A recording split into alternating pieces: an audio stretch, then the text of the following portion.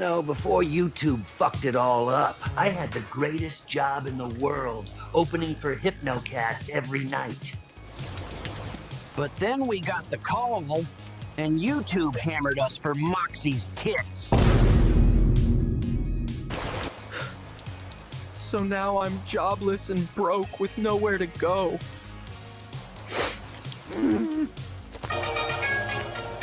Your phone ringing. Oh, Your the phone ringing. is ringing. Big boy, come pick up your phone. How you know pick up your phone? Your phone. Hello, this is the Gopher. Who is it? Hello, Gopher. The time is now. Hypnocast Season 3 is here, and we want you back. Holy shit, boys, we are back in business. That son of a bitch is gonna scream any minute now. Let the show begin. 10, 9, 8, 7, 6, 5, 4, 3, 2, 1, 0.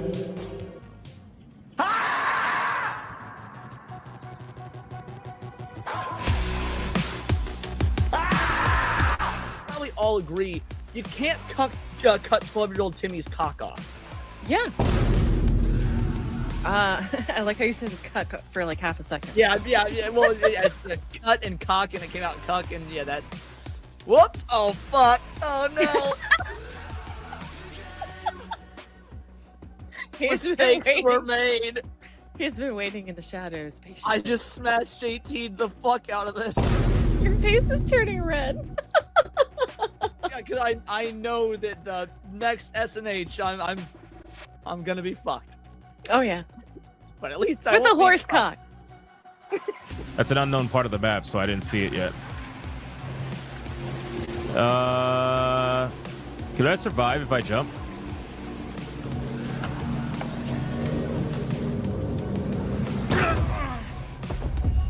Nope. Nope. Nope. America the greatest country in the world? No. If you were offered a one-way ticket to leave the country, never come back, but it's all expenses paid, would you accept that offer? I don't think that I would leave. I wouldn't leave either. Wow. Oh, I just took it. I did that. I took him with me. Oh shit. Yo. It's always the black people holding everybody else down. I'm out. All right. You know what? Yeah. I'm going to bed. I'm tired. Tired of this shit. This communist ass game, whatever. Just doesn't want Somebody me to play. else got it. You didn't get in. Yeah, it's just a lot of racism today. All right. Y'all have fun. I'll just continue to watch and cope and see. Sounds good. And look at this motherfucker pretending he's gonna watch more Stranger Things. Yeah, you know he's gonna watch Stranger Things all day. Either that or like some game or something. Doesn't mean I don't have my phone next to me. You know? Watching porn. That's tomorrow. Okay, bye. MILF Hunters Part 14. Now, Hypno, I could have hit you with a shuriken. I opted not to because I'm a good friend. That's fucked up, you liar. You're a liar. You're an absolute liar. You're a liar. I knew it. Never trust white people. Thank you, and I would have done it. You could have said thank you, but you said like, yeah, Because I knew you were gonna do it.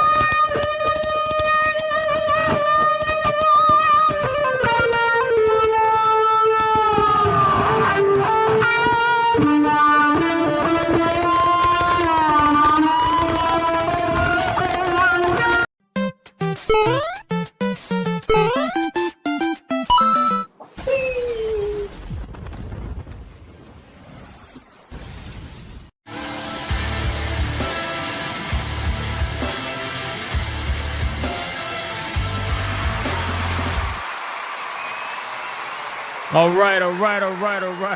Welcome, everybody, to another episode of Hypnocast. That's right. We are live, boys. We are live. We're going to dive down the rabbit hole that is known as the internet. But before we do any of that, you got to bring it in close, ladies and gentlemen. Come on. We got to hug it out, man. Listen, it's the beginning of the week. It is the day before the worst day of the week. Nobody likes Monday. You don't like it. I don't like it. We all know it's the worst day of the week. Don't listen to the people that for some reason like that day. I don't know what's wrong with them. Sometimes we're all a little bit special, but we need to hug it out before that day comes. So let's get in here. Hurry up. Hug it out. I need to see hugging emojis, and don't make it awkward like old man Cad. Look at this. Look at this. What is this? What is all this dick? Like, I just don't understand. I don't understand. This is just unbelievable. Listen very closely. If you are watching on YouTube, like the stream. Do it now. Right now. This very second. If you are watching on Rumble, like the stream. If you are watching on Twitter, like the post. And if you are watching anywhere else right now, you voted for Coke on Saturday, didn't you? It's very gay.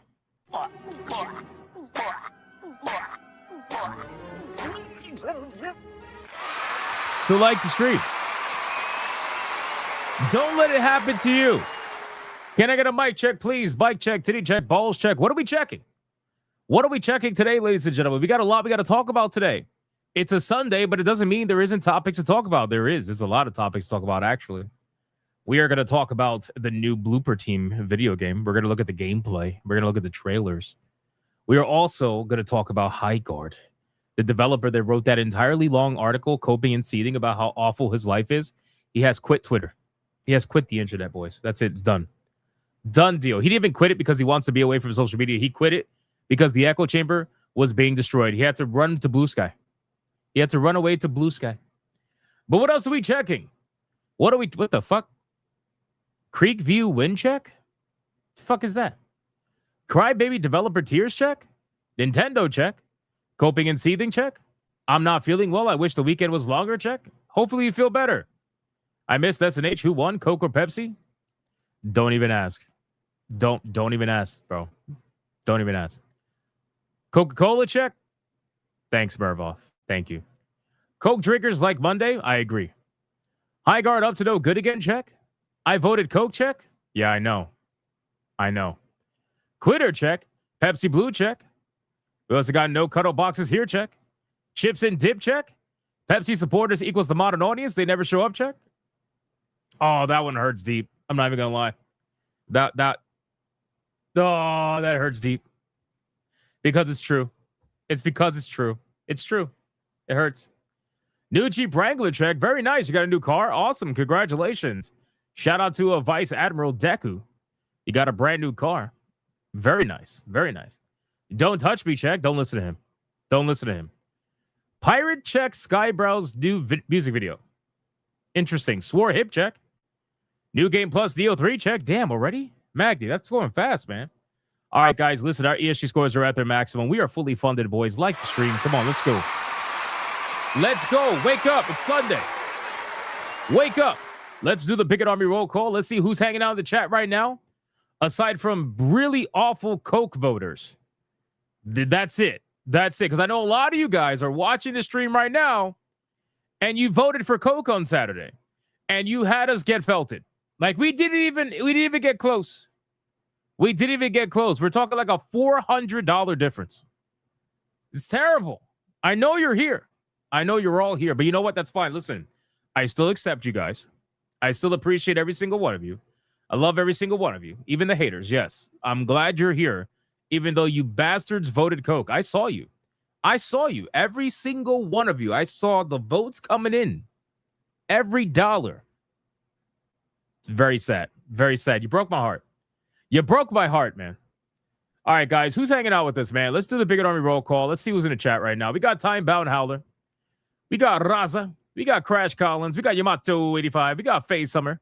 John D. King Demon Wing. Final Fantasy Sucks. We got Debra. We got Moogle. 2K GameCuber. Secret Final Boss, Draconic over on Rumble, The Voice of the Water, Vice Admiral Deku, Ali Kusanagi, Limitless Andre, The Gaming Wolf 87, The King Joker, A Kickin' Danitz. We got Commander Sonak. This is Sparta 9000, Yandaman. We got Face Summer, Creepier 07. We got Panthera 1115. We got John D. Matthew with the Hero Prees. We got the Great Smiling Pumpkin. Thank you. I appreciate it. We got Mr. Melancholy. We got Nick Havoc. We got Phil Espa. Who else we got in here, man? Matthew Watson. Fluffy Murder Machine. We got Format over on Rumble. We got Old Man Cad. What's going on, dude? We got Crash Collins over on Rumble. We got Rudoka. Shout out to Rudoka. We got, let me scroll down. Jimmy Collins. What's going on, Jimmy Collins? Joel Jimenez. That's a lie. I wish I could be saying that right now. I wish this could be a victory speech, but it's not. It's not. It's a Feltoning speech. That's what it is. We got Genetic Spore over on Rumble. We got Lucky Boy. We got Ron DFK. We got Oliver Adam. Says presente. Shout out to you, my man. Chaotic Holy. We got Air Razor X over on Rumble. We got Novak. We got Felstef. Frenchie 07. We got Reaper Knight. Too Cool Curry. Sir Spamalot. Romanizer 24. Christopher Lloyd. 206 Zelda. We got Lord Bowser II. Angelo Myers. Dark to Knave. What's going on, dude? The Gaming Wolf 87. We got Vigilante up. All right, 4 more people. 4 more people, and then we got to get on with the show, boys. 4 more people. Who do we got? Inferno Hell Knight. Jason Alator. We got Fallen Reborn 74. We got JR. What's going on, JR? And last but not least, we got Life Arid over on Rumble. Toxin. We got Raven X over on Rumble. I agree. Travis Solarts. And we got Democulus over on Rumble. We got Scrap Gamer 22. And Blue Octopus is screaming at the top of her lungs. And Kamchi. All right, guys, I called out as many people as I possibly could. Let's sacrifice your fellow Bigot Army member on a Sunday. And let's see who is going to get this money shot today. I'm going to ensure that this money shot is filled with Pepsi for all you sons of bitches that voted for Coke on Saturday. Let's find out. We got Voice of the Water says no crybaby developers. Yes, base indie games. The person down by 4 frolics through the hills and dales, hoping for Oberon, king of fairies, to bless them with a shower of his magical seed. 1, 2, 3, 4. Bro, you gotta be fucking kidding me, man. Holy shit. On a tree stump? Is that a tree stump? On a tree stump? Is that what that is? Lucky? Come on, man. Seriously, at the beginning? At the very beginning? Is this how we're starting a Sunday? It's bad enough we have Coke fucking voters in the chat. And now we are money shotting a tree stump. We're money shotting a log. Like, congratulations, Lucky Boy. You are the recipient of the money shot today.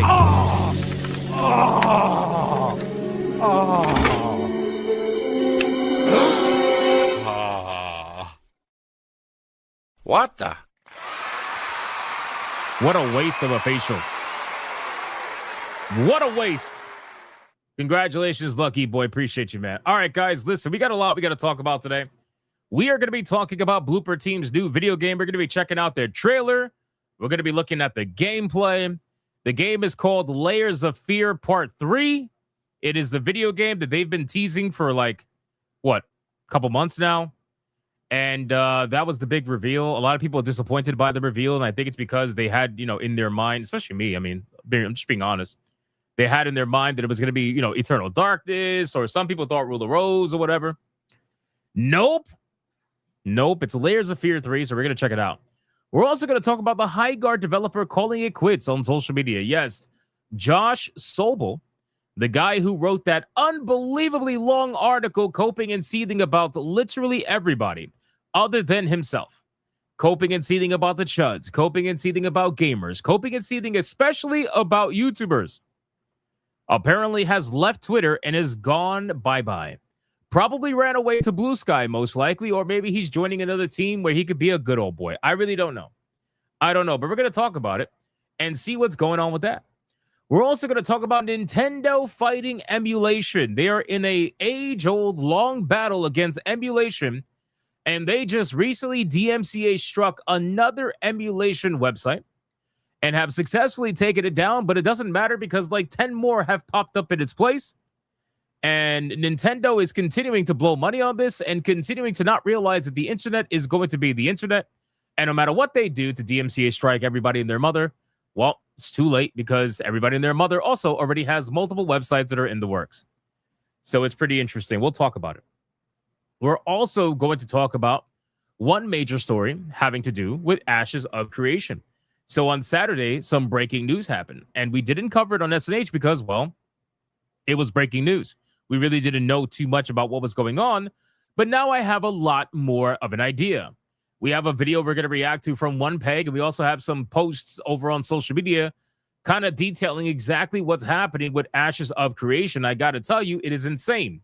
There is officially a lawsuit that has been filed against Steven himself, one of the co-founders of Ashes, basically claiming that not only did he steal tens, if not hundreds of millions of dollars, but that he was using the money to fund his house, that he put it in escrow so that he can fund his house because he was falling behind on his mortgage or something along those lines. It's crazy shit. It is absolutely crazy shit. So we're going to talk about the entire thing regarding Ashes of Creation. It's wild stuff, man. And it really is a shame that 10 years of development is going down the drain because one man allegedly was unbelievably greedy, which, to be fair, if you know the history, is really not that shocking, but it is what it is. So the other people that are involved in Ashes are trying to sue Steven and one other person, I believe, and trying to go after them for essentially what happened with Ashes. But we'll talk about it anyway. I got a question in the chat saying, any updates to Lords of the Fallen 2 coming to Steam? So that's all a theory. Right now, that's all a theory. None of that has been proven. None of that has been confirmed. Literally, all of that is bullshit from what I can understand. And people are just making that claim on social media because Lords of the Fallen 2 developers have pushed to get 20 some odd $20 million raised. And people are assuming that's to buy out their exclusivity. I think that's cope, but again, we don't know yet until they say yes or no. We don't actually know. So I don't have a follow-up story right now, but that's the rumor. The rumor is that the Lords of the Fallen 2 developers are trying to buy out their exclusivity rights with Epic Games by raising money to do it. That's the rumor right now. Anyway, we'll follow up on that once we have more information. We're also going to talk about some Rainbow Six news. We're going to talk about some Silent Hill 2 news. We're going to talk about Crimson Desert. Crimson Deserts, one of the developers had an interview with a streamer called Co Carnage. And one of the things he said in that interview was very important. I think we should talk about it. We're going to talk about Mugenics. We're going to talk about some more Highguard news. And we're going to talk about Capcom. We got to follow up on Capcom's story. You guys remember when Capcom tried to charge you $40 fucking to watch the Street Fighter 6 finals? Remember that? And remember how they said that they were going to apparently look into what they could do to make it more, palpable or whatever. Like they were trying to figure out like how they were going to do. And anyway, we're going to talk about it because it's interesting what they decided to do. I was pretty close. To guessing what they were going to do, but they added a little bit of a change there. We'll go over that anyway. Bebop says he took the escrow that was set aside for the game to use as one, income to get loans, and two, when he activated the ability to take the escrow out, which was earmarked to pay the devs to pay off his home. Whew. Yep, we're going to go over all of that because we have the video and we also have the statements. So we're going to go over that. All right, guys. So we got a long, well, not really a long stream, but we got a lot we got to talk about. But before we do any of that, boys, we got to do the pre-stream legends, man. We got to thank the people who go the extra step. And if we get lucky today, we're trying to hit 563 tier 1s in a row and 255 tier 2s in a row, ladies and gentlemen. So thank you so much for the extra support. I appreciate it. We got Mr. Melancholy starting us off with a 149 super sticker. Thank you so much, Mr. Melancholy. I appreciate you. And then we got a Kickin' Danitz Is that a cat with a middle finger? Jesus Christ, man. Jesus Christ. What is this profile picture? A Kickin' Danitz gives 1 membership. Thank you, A Kickin' Danitz. I appreciate that, my man. And then we got King Demon Wing. Everybody spam the King Demon Wing emojis in the chat right now. Because of the 5 membership banger. Let's fucking go! It's a membership banger! And considering that is the first one of the stream, you already know what that means.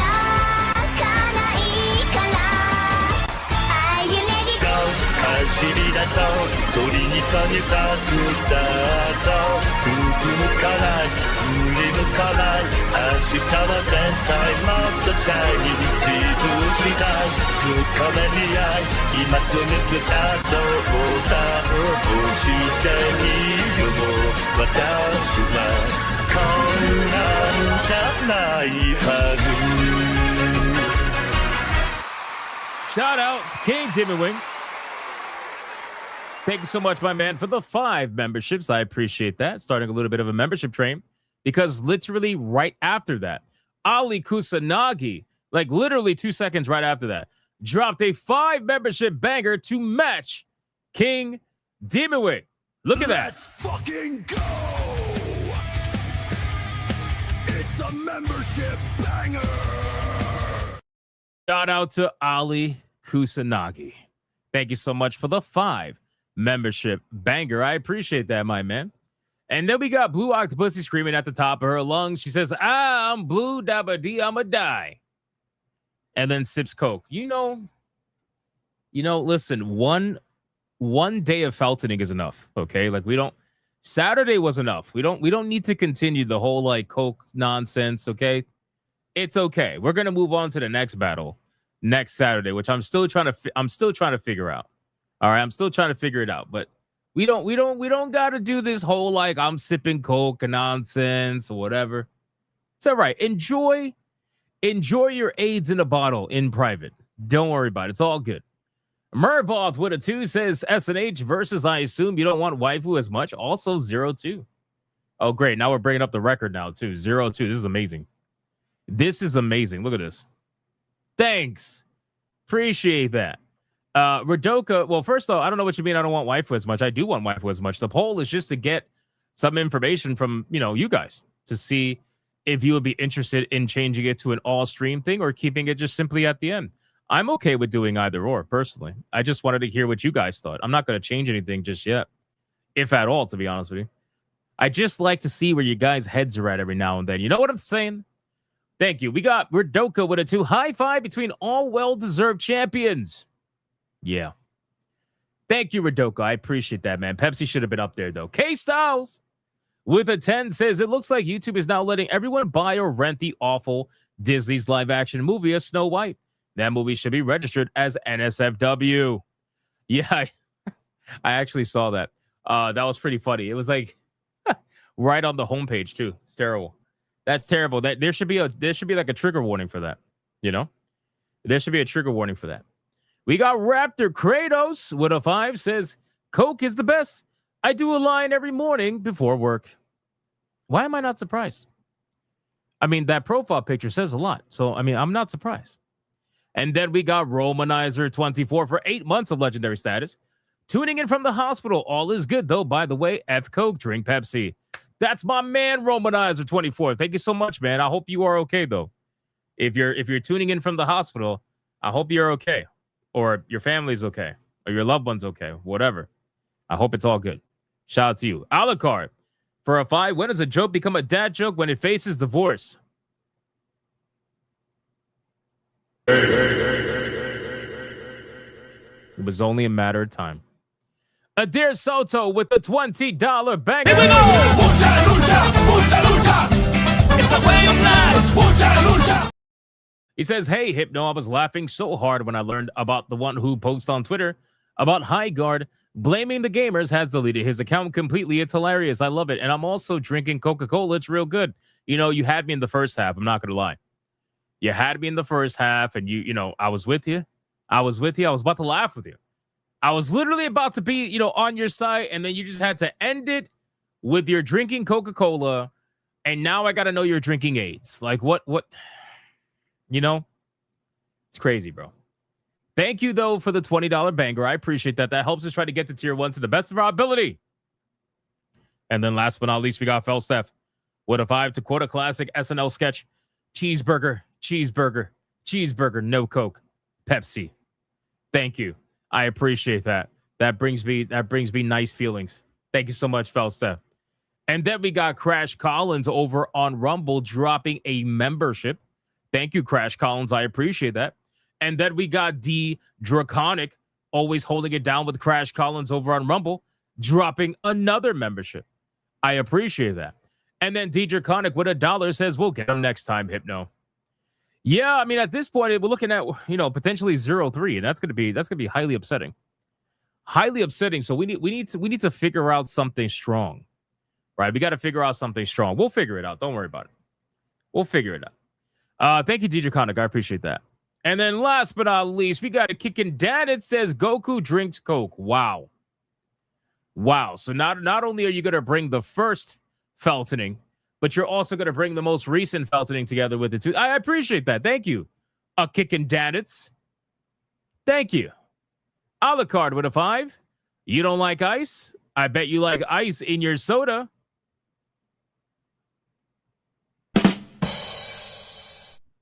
Every day. Every day. Every day.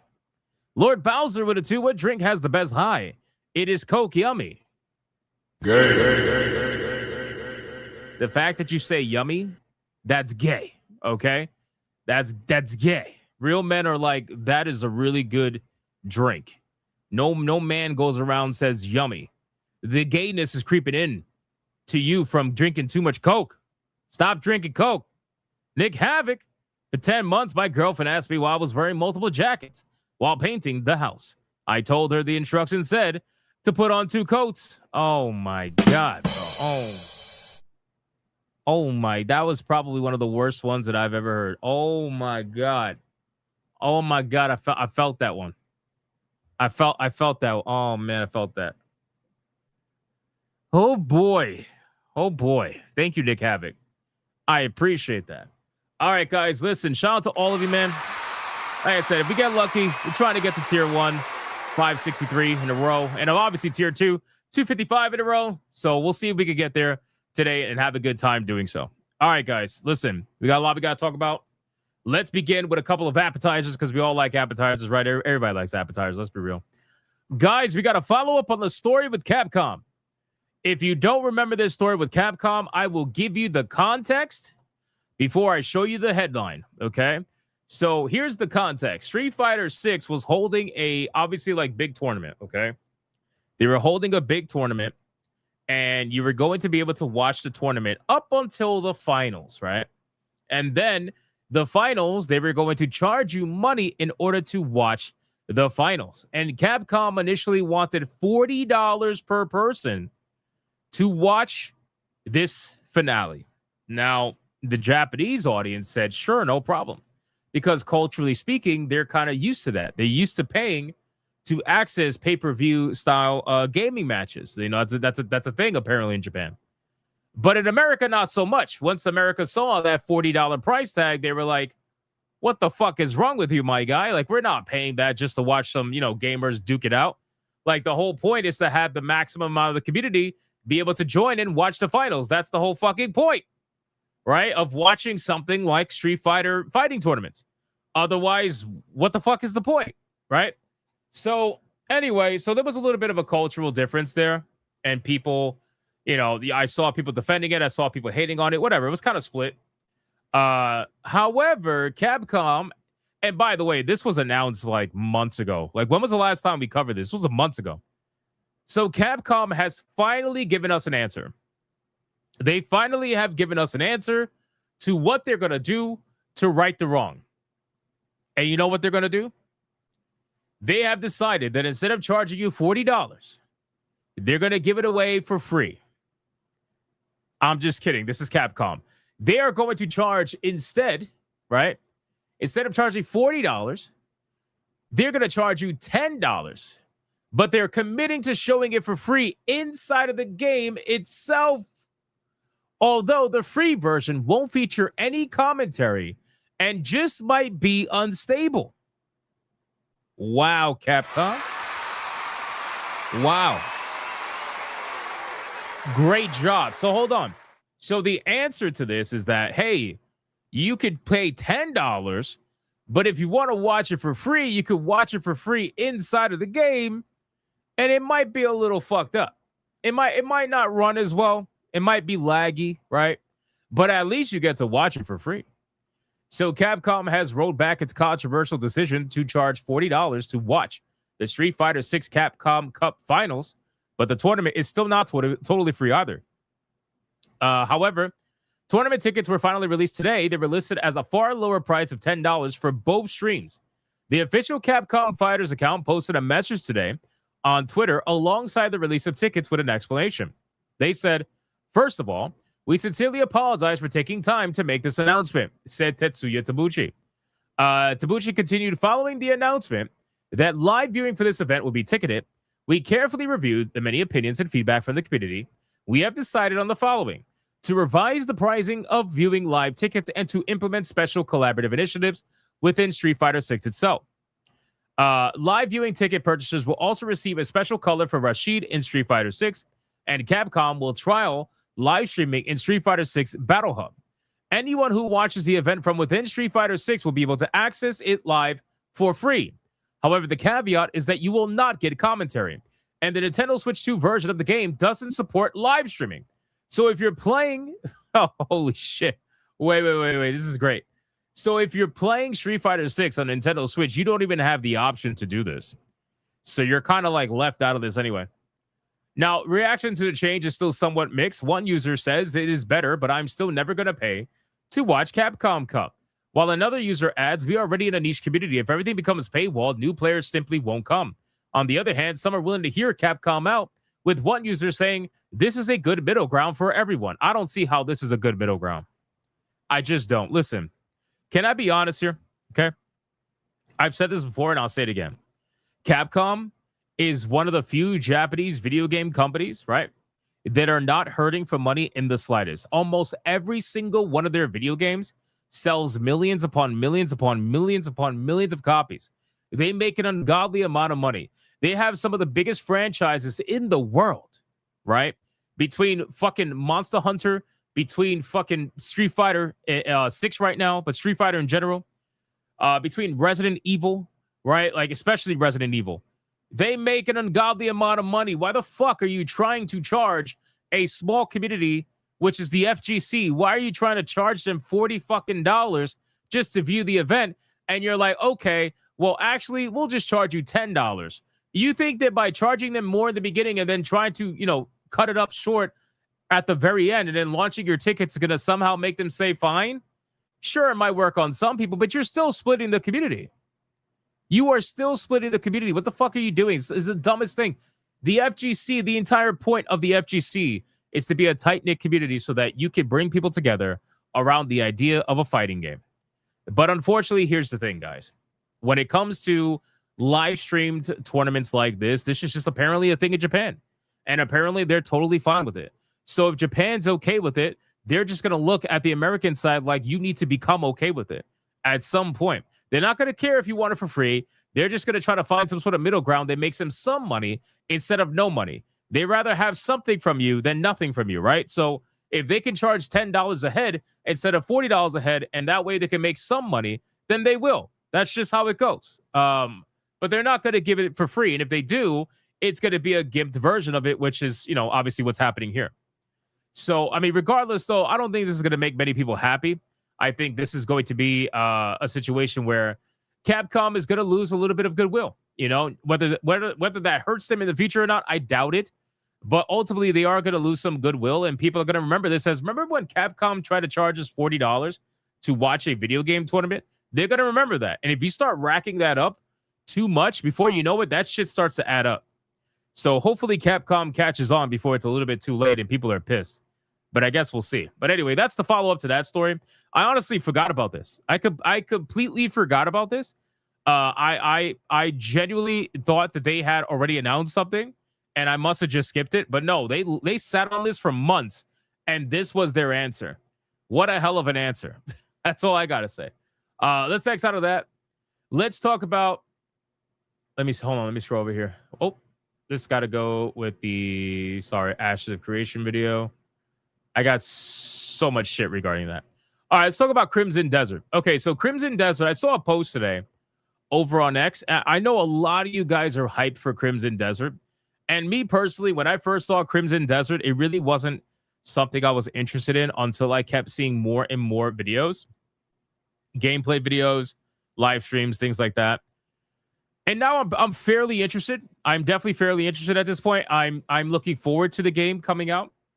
But there was a certain clip that I just happened to browse past, and I was like, oh, this is interesting. So this post says Crimson Desert will not have microtransaction shops, confirms Pearl Abyss.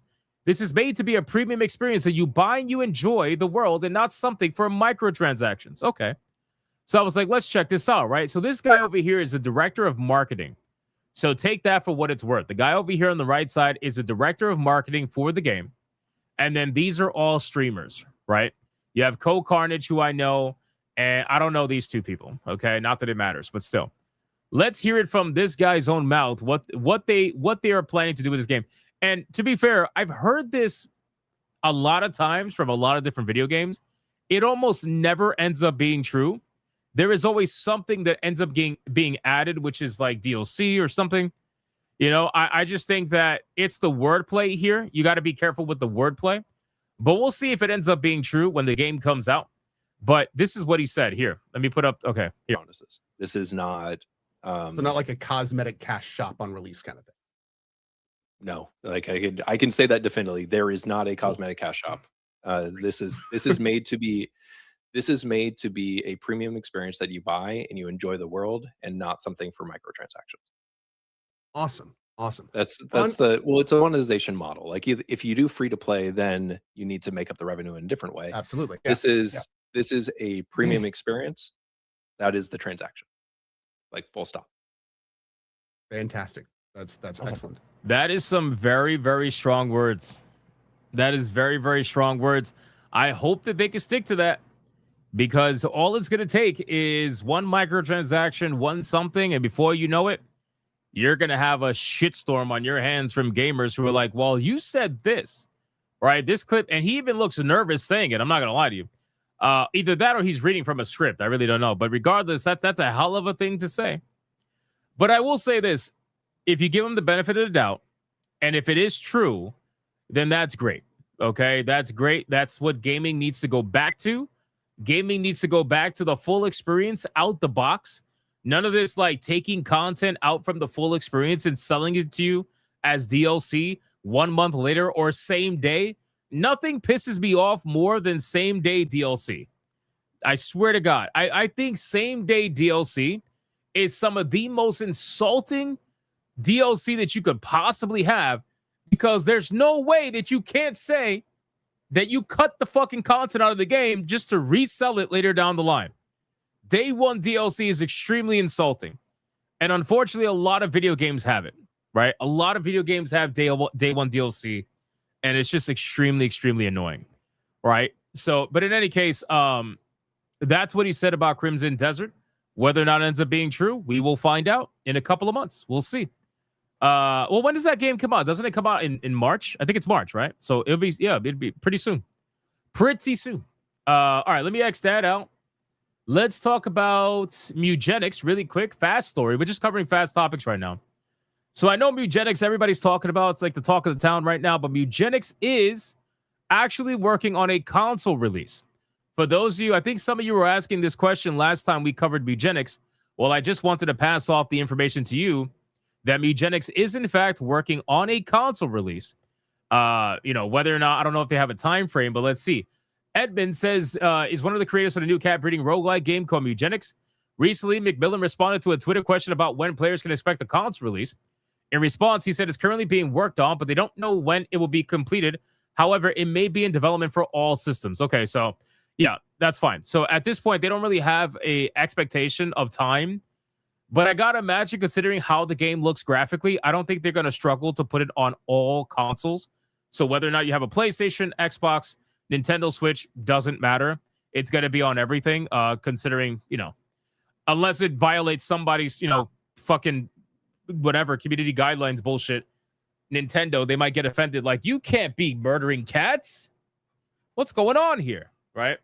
But if you're waiting for this game to have a console release, well, just know that they're working on it, and we will know more information when we can. If you play Rainbow Six Siege, Solid Snake is officially coming to Rainbow Six Siege. We talked about this the other day. But the thing that's interesting is that David Hayter is actually reprising the role for Solid Snake, which is interesting. And apparently there's a new trailer between the two. Now, I got to tell you, I don't know what they did to Solid Snake's face. But it just looks like, oh, man, I don't know. It just looks interesting to me. So what I will do is showcase the trailer, and we'll see what's going on from here. Here we go. Let's see.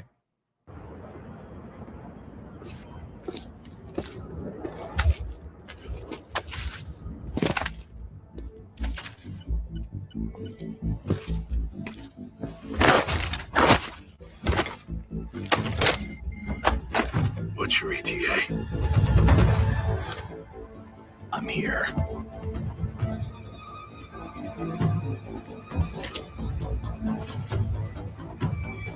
In position. The voice is amazing.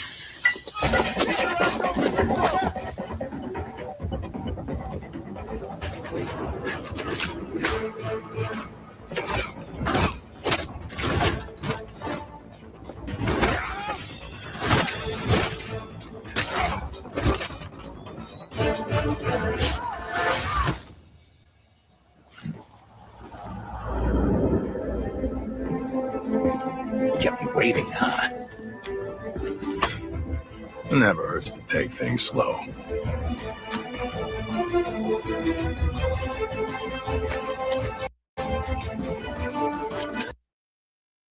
Guys, why is Snake so clean shaven, bro?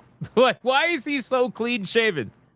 This man looks like he's going out on a date. He's got the most perfect goatee I've ever seen in my life. He's got the ultimate fade on the side. Like, goddamn, he made sure. He's like, listen, before I go on this mission, I need to make sure that you make me right. He went to his barber. He's like, I need you to make me right. Okay. I need you to make me look unbelievably good. That just doesn't make sense. Listen, I will say this though. I will say this, okay? I think it's awesome to hear David Hayter reprise his role. I love hearing the cigarette voice, you know, like the Metal Gear, some shit like that. I love that. That's awesome. I also think it's really cool, don't get me wrong, to see Solid Snake and Sam Fisher together. I think there's like, for anybody who's ever enjoyed their games in the past, I think that's like a level of cool for sure that I like seeing. But aside from that, I mean, I just feel like they made him look just way too clean. I don't know. Am I crazy? Soldiers like us never get the chance. There's always one more fight. I also think it's a restriction of the models, right? The Rainbow Six Siege models. I think it's a restriction of the models where they really can't, they can't do too much. Like, the problem with these models is that they're so generic looking that they try to add these characters. I mean, look what they did with 2B. You know, 2B ended up looking like a man because they use the same models for all the characters regardless, because they want to keep the hitboxes the same. So you end up having fucking 2B running, like you have a man running around in 2B's outfit trying to make you think that it's a woman when it's not, you know? I don't know. But regardless, this is kind of cool. This is definitely kind of cool for sure, between the two, just to see them together. But that's where it ends for me. Like, I'm not going to run out and go play Rainbow Six Siege so that my account could get hacked. And then before you know it, the servers are down because they're giving out trillions of dollars worth of in-game currency. And you have hackers making fun of you while you're playing the game or something like that. Like, it's not something I'm interested in. But I do think it's cool. Sam looks old while Snake is young for some reason. Yeah, isn't that weird? Isn't that weird? Like, everybody knows canonically Snake is old by now, if not dead. So if you made Sam Fisher look old because he is old now, well, why didn't you make Snake look older? I think that would have been cool. Two old fucking guys who clearly should be retired, but they're just too busy killing people. You know? But in any case, that's where we're at with this. Just wanted to show that too. Sam and Snake are both old. Yes, I know. That's what I'm saying. That's what I'm saying. They're both old as fuck. Unless it's a new clone. If it's a new clone, well, then that's weird. That's weird. How old is Snake in Metal Gear Solid 4? It's not really about his age. It's about how old his body is. So he's essentially like an old fucking man. By the time he gets to Metal Gear Solid 4, I forgot if they ever told a canonical age. But I gotta imagine like 50s, 60s. You know? I don't know. Interesting regardless. So we'll see how that goes. That's Snake, not Solid. That's not Snake. That's Solid Snake. I know that's Solid Snake. I know that is. That's what I said. Nano machines. Is that what we're saying? Nano machines around the 40s. It's not the years, it's the mileage. Exactly. That's what I'm saying. He's a clone. He ages faster. Yes, I know that. That's what I'm saying. Like, it's not about his age. His age does not match his body's actual, like, canonical age. Because he is clearly aging in an accelerated fashion. You know what I'm saying? Anyway, we'll all get to relive that with Metal Gear Solid 4 drops on PC, which I'm excited for. Anyway, let's X this out. Let's check out. Okay, do we have the trailer for this? Let's see. Let me see. Let's see. Do we have? Yes, we do. All right, we are going to talk about Blooper Team. Let's check out Blooper Team. So Blooper Team came out with their new game. Really quick, hold on. We had a couple of supers. Where is it at? Adair Soto with a 5. Hypno is right. Coke is a great drink, and Pepsi is yummy. Isn't that right, Hypno? Come on, man. Stop it. Minnesotan Somali Pirate with a 7. Yo, this profile's crazy. Is it McMillan or McKillen? Whatever we want. Whatever we want. Jason Alator with 23 months of legendary status. That's Snake in the 80s. Sure is. Sure is. Torinol with a 2 on Rumble. They've had same-day DLC for decades, but only recently did the special edition or Founders Edition get rebranded as DLC. I wouldn't say same-day DLC's been around for decades. Maybe, like, in terms of like a mainstream thing, definitely like 10 years plus. But I don't know. 20 years plus, doubt it. You know? But like the concept of it, sure. The concept of it definitely came out a long time ago. But like mainstream utilization, it just kept getting worse and worse over the years. All right, let's see. We got, where are we at? Let's talk about, that's the last one. Was there anything before on Rumble? Hold on. Nope. I read Deidrochronics. Okay. All right. Let's talk about Silent Hill 2 Remake. Okay. The developer behind that game, Blooper Team. And apparently their reveal video game. Okay. Wait, Chronos peaked at 5K. Layers of Fear 1 peaked at 145K. Do you really need to ask why they're making Layers of Fear? Is that on Steam, by the way? So full transparency, I've never played Layers of Fear. Okay. I'm actually gonna look that up on Steam. Where did you see Layers of Fear peaking at 145K? Where do you see that? I see Layers of Fear peaking at 706. Are you talking about, okay, maybe Layers of Fear 2016? Maybe that? God damn, that's insanity. Wow. Wow, I was looking at the wrong Layers of Fear. Okay. That's insanity. Check this out, boys. That's crazy. 2016 Layers of Fear. Wow. A 145,384 7.5 years ago. That is a crazy fucking number. Especially for 7.5 years ago. Especially for a horror game that's not Resident Evil. That's a crazy, crazy number. It's a $2 video game. Was it always $2, or is that just the current price right now? Regardless, that's insane. Let's see. What do we got? Humble Bundle, Humble Spooky Horror Bundle. Did that? What? Hold on. I'm trying to find when it hit that crazy number. I can't seem to find it. It's so far back. June 2018. Wow. I mean, regardless, didn't they remake this game? They remade it into Layers of Fear, right? They remade 1 and 2 into Layers of Fear, just whatever. Wow, Layers of Fear 2 got felted. Look at this shit. Holy shit. Wow, interesting. Didn't they remake it into this, Layers of Fear? This one right here. And it did similar to Layers of Fear 2. But as you can see, when the game first came out, it did fucking awful. It only had like 10, 15 concurrent players when it first came out in the first week. And then it slowly but surely rose to like 46. If you look at the max, eventually got to 707. Oh my God. Oh my God. 707 is the highest it got to. Damn. All right. Well, whatever. Anyway, it's interesting. It's interesting. Maybe they feel like they have more clout now ever since they started working on Silent Hill and shit and Chronos and all that. I don't know. But we'll talk about it. So their new game is called Layers of Fear 3. Okay. Layers of Fear 3 was not the game people were expecting. This is the game that they've been teasing. It's the game that had that whole special website, you know, with the Edgar Allan Poe quote and all that stuff and the rose on it and shit. This was the game that they released, or did they announce? I'm sorry. And people, you know, most people probably are not that happy. Some people might be. Now, I don't have any experience with this.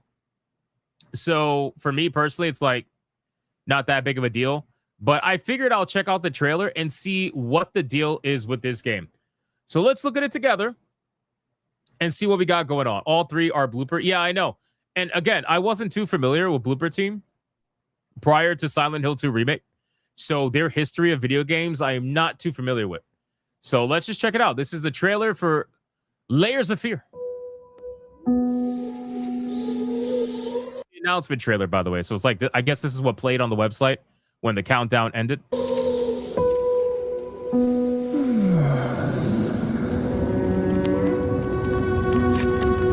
Oh, bro. Rose, thou... Why does that look like Billie Eilish?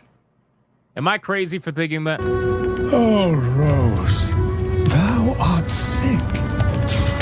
The invisible worm that flies in the night, in the howling storm. Don't you worry about my little friend there. He tries to help, but the poor thing hasn't quite got the hang of the afterlife yet. He's found out thy bed of crimson joy, and his dark secret love does thy life destroy. Oh, would you look at that? It's time for supper. I leave you to it, my friend. That definitely looks like Billie Eilish. But I do hope you enjoy this very special day with that special someone in your life. Who knows? It may be your last.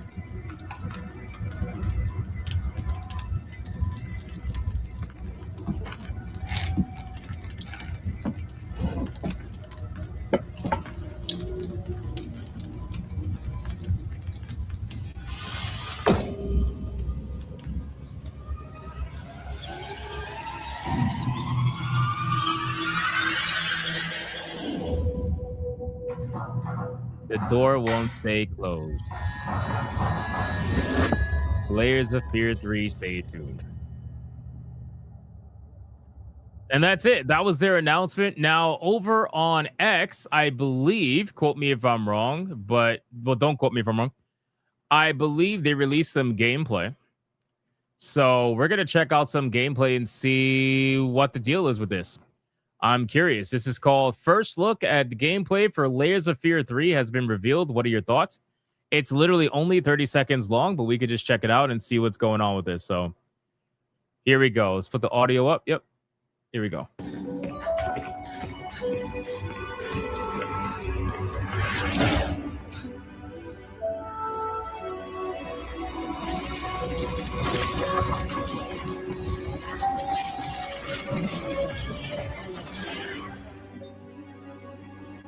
Bro, that literally looked like the same thing you do in Chronos.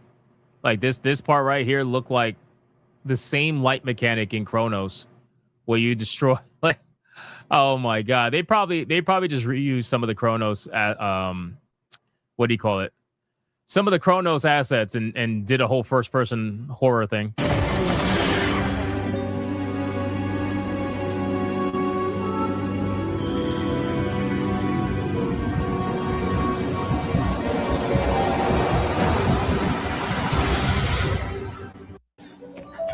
And that's it. I mean, that's all we got. So, I mean, listen, I'll say this. I've said this many times before. That Blooper team is really good at setting atmosphere. They definitely know how to make things feel interesting, look interesting, sound interesting, but they tend to struggle on delivering on the interesting. With Chronos, it was pretty good for the most part. Like, it had its moments where it's like, what are we doing? And it had its moments where it's like, bro, okay, so you spend the entire game being vague, and I'm thinking you're going to open yourself up towards the end, but then you end the game vague. So you really didn't tell us. You just went vague the entire game. That's great and all, but like, bro, like, you're going to give me a solid story or what? But you know, that's their biggest weakness, I think. And I wonder if it's their writers, because their level design people, you know, the people who are behind their CGI, whatever, like, those people know what they're doing. It seems, even the music. Those people know what they're doing, it seems, but the writing just is not good for some of their games. At least when it comes to the games they've personally made, not the games that they're remaking, right? Because if they're remaking a game, well, then that's whatever. That's different. But the games that they're actually making seem to struggle from a writing perspective. So I don't know. Hopefully it gets better, but I'm a little bit reserved on it, especially since I never played the other Layers of Fears.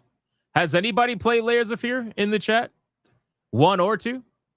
Has anybody played Layers of Fear? Any of them? Y says, well, is the gameplay good? The gameplay usually is solid for the most part. The gameplay usually is solid. It's the writing that tends to take a hit in their games, which is unfortunate. So, Zevin Cross says no. Tiger King says blooper sucks. Toxin says Layers of Queers. Sir Spamalot, I played a bit of the Medium. I did play Medium before I even realized it was a Blooper team game. I did play Medium and I enjoyed Medium, but see, the problem with Medium is that it also struggled narratively speaking. Unfortunately, like, it had a decent start and then it kind of just fell apart at the end. But the gameplay was pretty fun and the atmosphere was amazing. So it seems to be a very consistent thing with them. So I don't know what they got to do other than, you know, improve on their writers, but that's it. Like, I thought the Medium's atmosphere was really, really good. You watched some and they were okay. I might have to check out Layers of Fear just to see what they're like, but you know, we'll kind of go from there. But that's it. That's Layers of Fear 3. That's their announcement from Blooper Team, and that's what they're apparently working on. So again, I think a lot of people were disappointed, unfortunately, but it is what it is. And I mean, we can only do so much, right? We just got some gifted games. I want to just check out gifted games really quick, if you guys don't mind. Give me 2 seconds. There's 2 gifted games that we received. We got Old Man Jenk gifting Figure Shop Simulator. I swear, I get like a ton of fucking simulator games now. He says, oh no, it's another simulator game. What will you ever do? Well, I'll play it eventually. That's what I'll do. Thank you for Figure Shop Simulator. I appreciate it, man. Shout out to Old Man Jank. Panthera says it's time for some Poe. And he gives Edgar Allan Poe's interactive horror, the 1995 edition. Is this the one you guys told me about Saturday? And I've never played this. Never heard of this. Never played this. Originally released as The Dark Eye, this 1995 cult classic adapts Edgar Allan Poe's most macabre tales, navigate a nightmarish world of uncanny stop-motion puppetry. Bro, I've never played this. You know what? Do you guys mind if I check out the trailer? You guys mind if I check out the trailer? I'm so curious. I have never heard of this or played this. I just kind of want to see what it's like. Let me see. Do they have a trailer? They do have a trailer. All right, let's see. Let's see what the deal is with this. I'm curious. Thank you for the gift, by the way, Panther. I appreciate that. I suppose you're oh the my young God. master, Mr. Always waits. Already with the jump scare.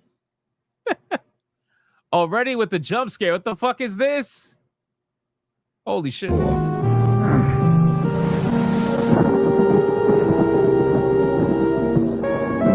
Bro, creepy. Who's that?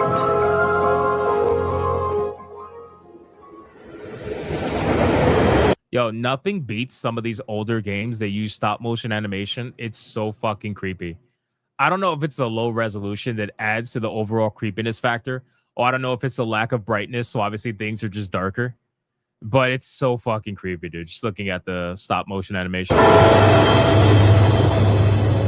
Yeah, it's just weird. Exactly. It's weird.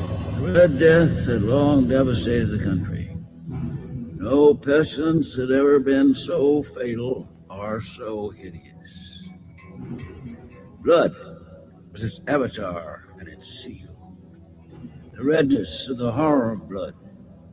There were sharp pains and sudden dizziness, and then profuse bleeding at the pores.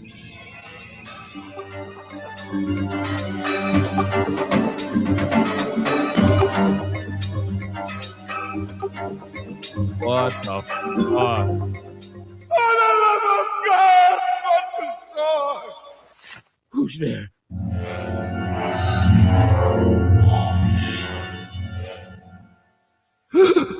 Sorry to disturb you, sir, but somebody or other heard a scream or some such.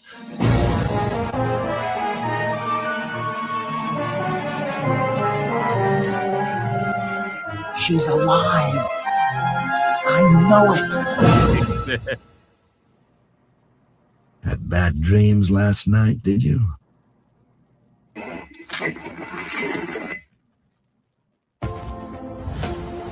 Yo, that was interesting to say the least. What the fuck? I will definitely check that out in my free time. Definitely. Wow. Yeah, that brought back a lot of memories from old school video games, man. Holy shit. Yeah, exactly. Well, okay then. That was an interesting gift.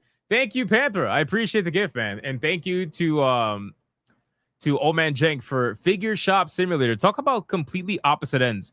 One person wants me to play Figure Shop Simulator. The other one wants me to go down the rabbit hole of Edgar Allan Poe's interactive horror fucking game thing, whatever. Interesting. Thank you, guys. I appreciate it. Okay, let's get into the next topic. And we're going to talk about Highguard. We're going to talk about Highguard because we just got to have a laugh, right? So this is going to be really fairly quick, right? So anyway, if you guys don't know or remember, okay, we had an article that was written by Josh Schobel, okay? Josh Schobel wrote this entirely long article of cope. The article no longer exists because, well, he deleted his account. That's basically it. So I happen to just be on X, and when I'm on X, shout out to Master of the TDS. When I was on X, I saw this post from Master of the TDS, and I'm like, what the hell is this about? You know? And he says, update. Josh Schobel has now deleted his X account entirely, just days after publishing an article blaming gamers for Highguard's failure. Looks like the deflection didn't land the way that he expected. Now, I want to be very clear. I don't think this is very shocking because if you guys remember, in that article that he wrote, he basically said that his co-workers all pretty much abandoned their X accounts to go run away to Blue Sky. All right, so chances are that's probably what he did. Most likely, he probably ran away to Blue Sky. But it's not shocking to see him delete his X account, knowing that. And again, it's not like he's deleting his X account because he wants to step away from social media. He doesn't want, a lot of social media is bad for people. So sometimes you just want to step away and just kind of like be, away from that. But he's not doing that. He's doing it because, well, X is just not going the way that he wants. I guess he thought if he wrote this long ass article on X, that he would get some sort of sympathy from people, or he would get a bunch of people saying, yeah, you're totally right. It's all the Chud's fault. It's the evil gamers. It's the evil YouTubers. They wanted your game to fail so that it failed. It's like, guys, I want to be very clear. A bad review is not going to make your game fail. All right. If you got a bad review, there's ways to counter that. And that's by getting good reviews. And if you get a lot of good reviews because your game is good, then you really don't have to worry about the couple of people that are pissed at you and trying to, express their disdain with you. The problem is that the supposed chuds didn't like your game, but nobody else also liked your game. Very few people liked your game. There was a lot of people that were out there that tried your game and you lost them. And again, I remember Real Life Fake Wizard. He had a post. He had a post on X. I don't have it saved here, but I'll just paraphrase it. It was something along the lines of like, Highguard lost 97,000 players in a couple of days, right? And I commented, and I'm like, just so you're aware, they lost a lot more than 97,000. Because people tend to forget that the concurrent number on Steam is not the total number of players that have ever played the game. It's only the total number of players that are playing at any one given time. So if you have 97,000 concurrent, that usually means that you're somewhere in the ballpark of 500,000 to 1 million. I would say this game probably was in the 500,000 mark, to be fair. But still, you had hundreds of thousands of people try this game over the course of a couple of weeks, and 95% of them checked out. 95% said, I'm good. And they didn't say that because of the bad reviews. It's not like they booted up the game and they're like, you know what? Before I play, let me go read a review that's going to tell me whether or not I should play. No. They already decided to boot up the game and make the choice for themselves because the game was free. So you lost hundreds of thousands of players all on your own, not because of the chuds, not because of YouTubers, not because of reviewers. You lost it because of you. That's it. That's literally all it is. And you know what's crazy too? I actually think I have it bookmarked. There is a video. Let me see if I have it bookmarked because this will be very important. This will be very, I do. Perfect. So unironically, you guys are going to make me agree with fucking Sean Layden, who is also a little bit of a crazy ex-PlayStation psycho. But he detailed something that is honestly just spot on. And even if I don't agree with this guy most of the time, I have to give him his credit when he's spot on. And with this one, he is spot on. In this video, he's going to describe the failure of live service games and why they continue to fail the way that they do. And this whole like blaming gamers bullshit is just a coping mechanism because they don't want to admit that they couldn't stand out from the crowd. In an oversaturated market, they couldn't stand out. And when they did have people try their game, they lost people. They don't want to admit it. But hey, he is absolutely right in this scenario. Listen to what he has to say about live service games. It's very important. Check this out. How many live service games can be successful at any one moment? Yeah, well, the answer obviously is not 20. Yeah, there's a certain amount of people, and coming up with the next great live service game, you have to not only have a great game, you have to compel people to take their time away from where they are to come over and invest time in where you are. There's a switching cost. I don't think a lot of people play 4 or 5 live service games at the same time. No. And I've oh my God. You know how many times I've said that, guys? Do you know how many times I've said that? I can't even fucking remember how many times I've said that. Every time I see the live service game, I constantly say like, you are not going to have all of these live service games, especially from the same fucking studio. Right? Like PlayStation was working on 12 live service games at one time.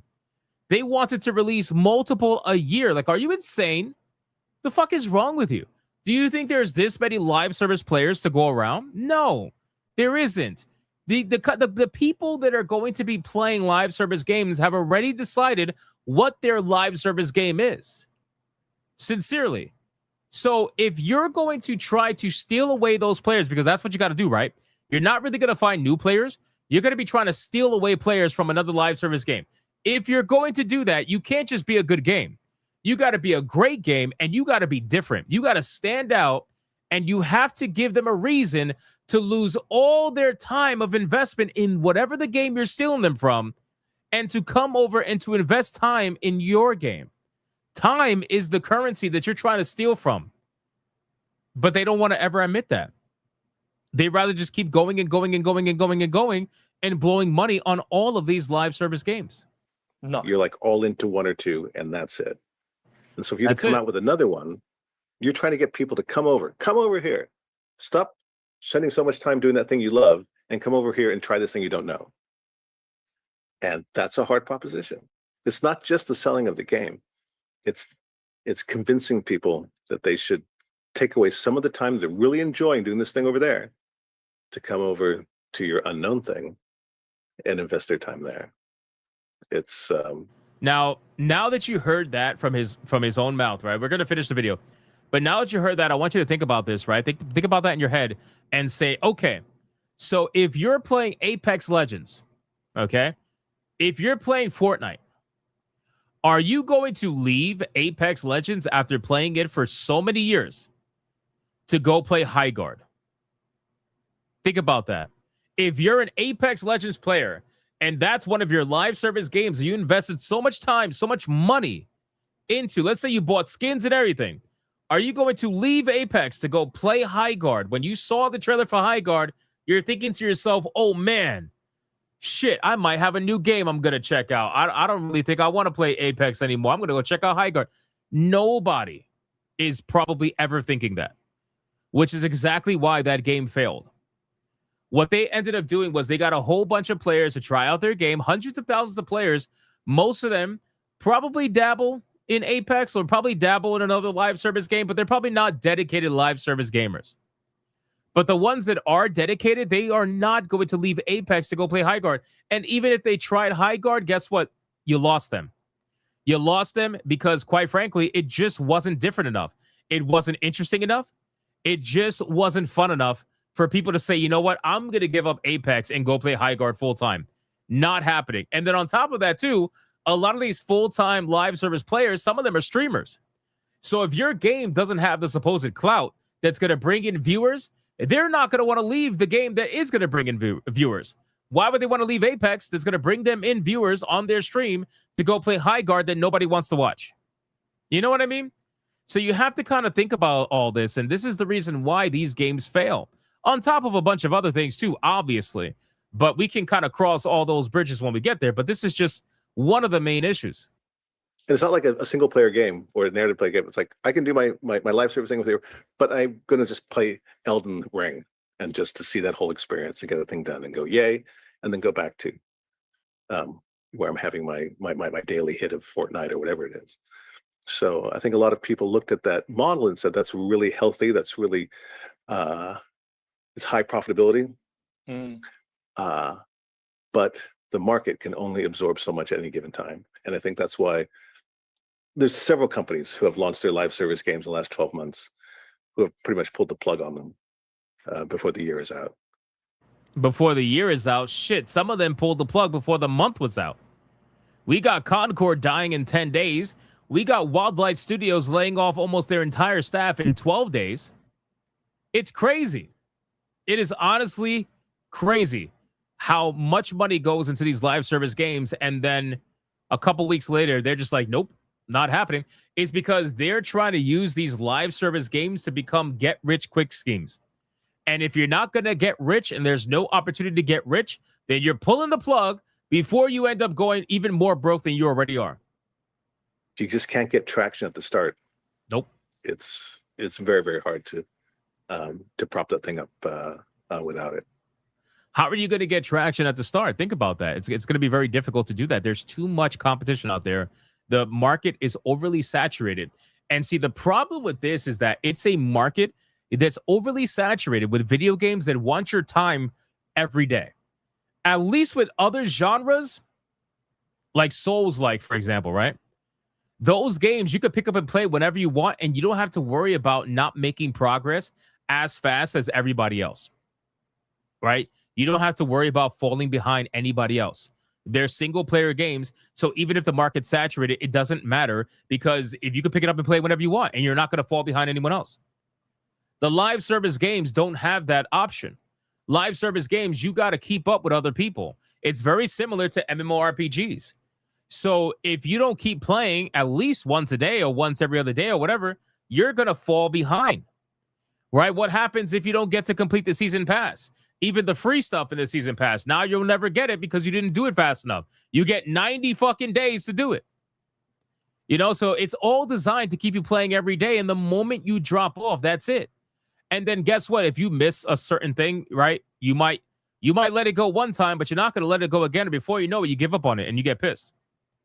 You know, so the other genres like roguelites, for example, they could be oversaturated too, because they have really short campaigns. You could pick up and play them whenever you want, however you want, and you don't got to worry about falling behind anybody. These genres can be oversaturated, but the live service genre cannot. It just cannot. It cannot be oversaturated, because if it is, it's just not going to work.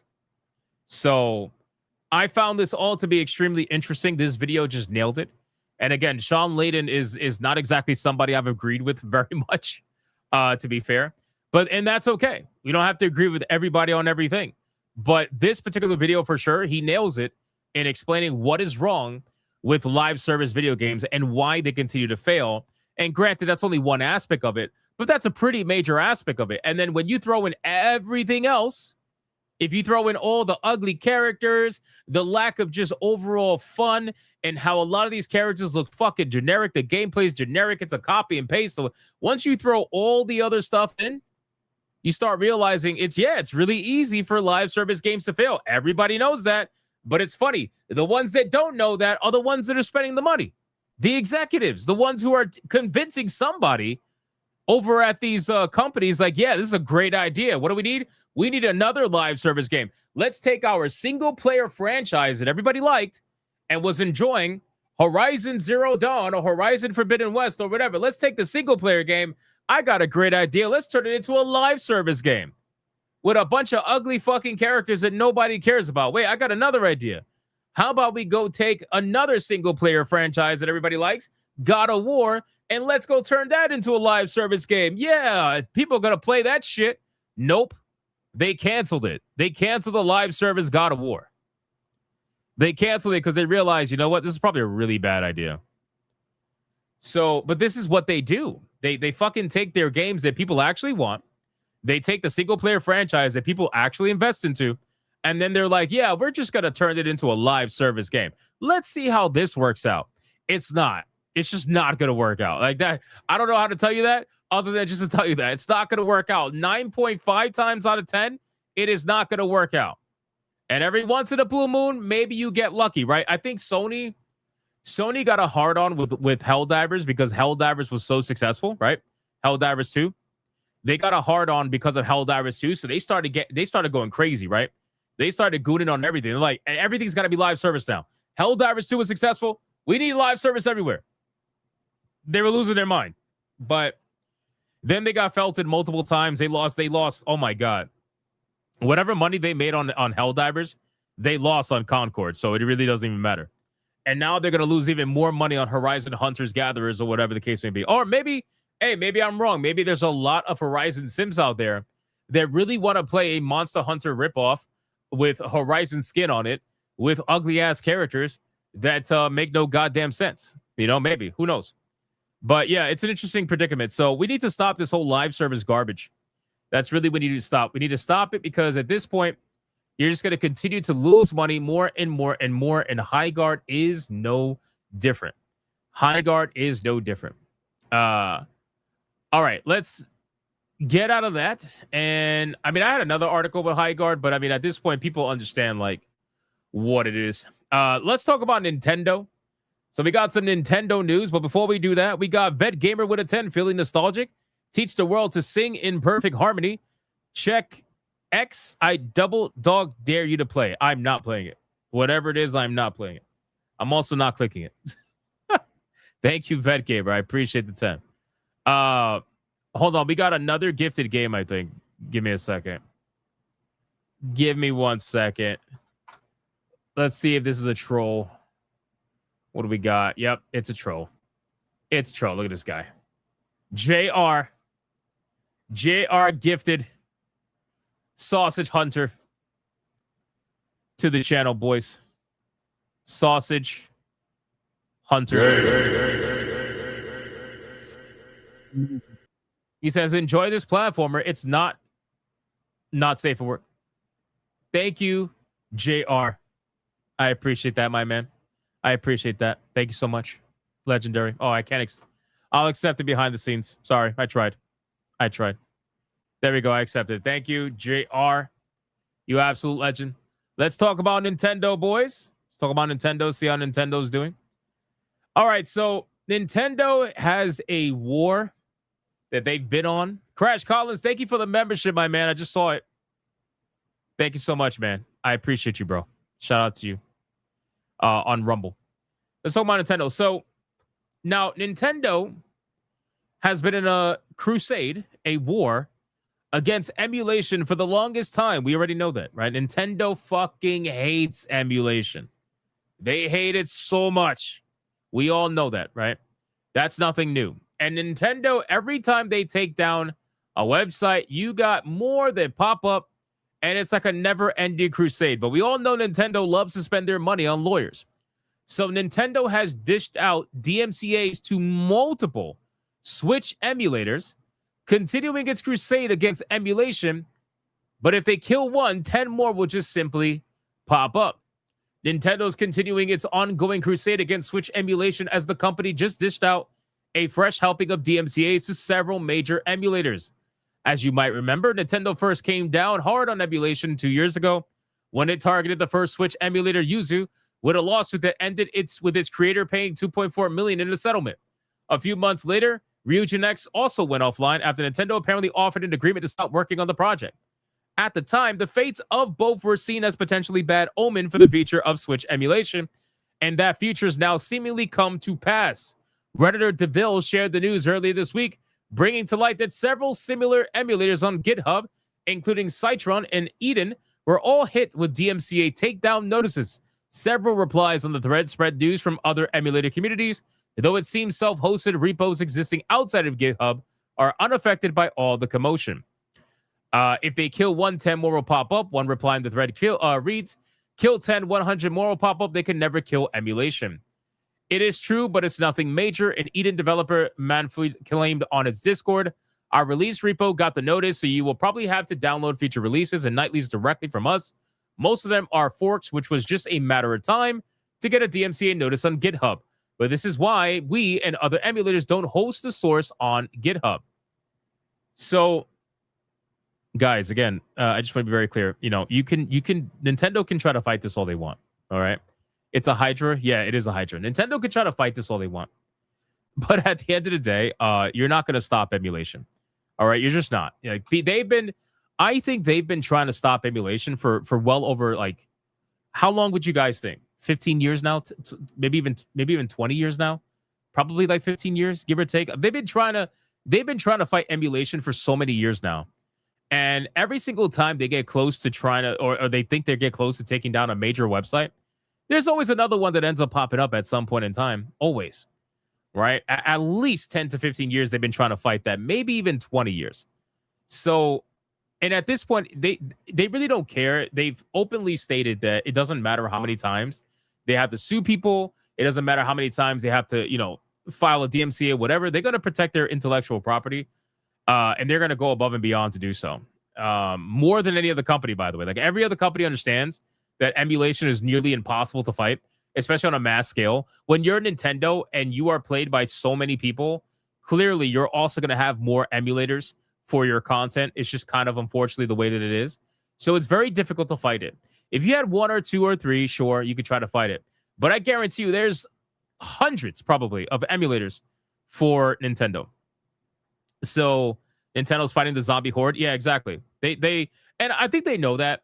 They know that, right? Like, Nintendo is a company that I'm sure has a how do you want to call it? Like a budget for legal proceedings, right? They probably invest millions upon millions upon millions of dollars. I would even dare say hundreds of millions of dollars a year in legal proceedings. I would almost guarantee you that is in their budget. If you want to say $50 to $100 million at the minimum, we could go with that. But I guarantee you they have a lot of money set aside for all legal proceedings for their company because they're that serious about it. There's even a website. I don't know if you guys know this. We've covered this many times before. There is a website that tracks every single Nintendo lawsuit dating all the way back to like the fucking 90s and the 80s. It's called Sued by Nintendo. I don't know if you guys have seen it in the chat. Some of you are new. But there is a website that tracks literally everything. I'm not even kidding. Okay. I'll show you. Actually, to be fair, I think they stopped in 2025. But up until then, they were tracking everything. Nintendo probably took them down. Nintendo's probably like, you need to stop tracking our lawsuits. We're going to strike you, you know? But it's this big ass fucking website called Cease and Desist. But the website is called suedbynintendo.com. And it treats it like a video game. Nintendo's played this game 86 times. They've collected 9 coins. They relocked content 42 times. They invited lawyers to smash 35 times. With the most recent one that they have on their website was from 2025, where Nintendo actually lost to a Costa Rican supermarket. A Costa Rican supermarket that was owned by a guy whose actual real name was Mario. So he wanted to call the supermarket Super Mario because that's his name and it's a fucking supermarket. And they really thought that they were so big and bad that they were going to take down this poor guy's fucking name and supermarket because it was called Super Mario Supermarket. It's like, his name is Mario. You don't own the name Mario. And eventually they lost, by the way. They lost that lawsuit against them for trademark infringement, which was so funny. So they get to keep. So there is a supermarket in Costa Rica called Super Mario. And thankfully, he's able to keep the name. So good for him. Good for him. And obviously, before that, they have the Pocket Pair lawsuit filed in November 2024. They have the DMCA against Heaven Studio. I mean, it tracks, guys, it tracks all this shit. Look at this. Look at this, bro. They're busier with lawsuits than they are making video games. You guys realize that? Nintendo makes more lawsuits per year than video games, it seems. It's crazy. If you're talking first-party games, obviously. If you're involving third party, then no. But it's like, what the fuck? They tracked it all the way to 1989 when Nintendo sued Blockbuster for copying instruction books. Nintendo in 1991 sued the Game Genie. Insane, bro. But anyway, yeah. So the last one, I guess this website's no longer active, or maybe the person who behind it died. I have no idea. But that's the last one. It's still a funny website though. Hilarious. So if you don't know about it, if you don't know about this website, you should absolutely check it out. It's not only is it funny, but it does give you a lot of history behind this company and just how crazy they're willing to go over anything, really. Like their lawsuits are just insane. So, but that's it. They took down some more emulators, and I'm sure next year we're gonna, or actually, I'll take that back. I'm sure this year we're gonna hear about more emulators getting taken down by Nintendo. I'm sure they're probably going to go even crazier. I still need to get a fucking Anduril. You know what? Is that available? Mod Retro, right? Is that what it's called? Mod Retro? Is the Anduril Game Boy still available? Let me see. Chromatic. Let me see. Is the Anduril Game Boy? Is it available? If it's probably not. I'm going to be so sad. It's probably not available. I probably lost my opportunity too. Anduril Game Boy. Let me see.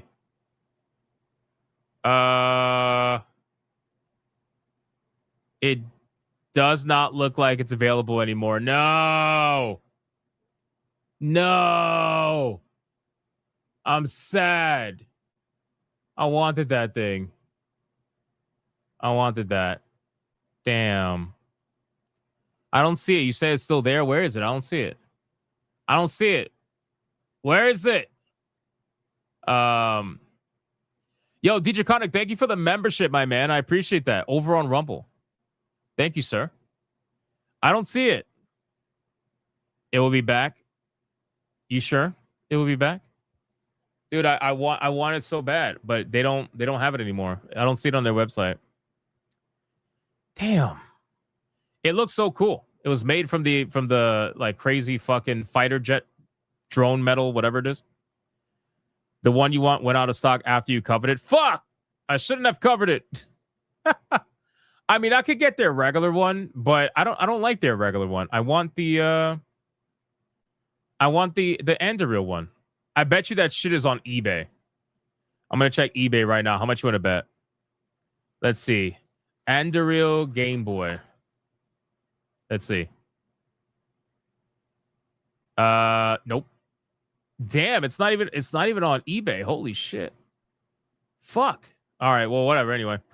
Hopefully they come back with that. Maybe they'll come out with a better one. A crazier one than that. We'll see. eBay $1 million. No, it's not. It's actually not. Shockingly, it's not. But I do like their regular ones, though. Like, I don't know if you guys ever seen this. I'll show you here. I mean, you know, you got their regular ones. I mean, you got Chromatic plus Tetris bundle.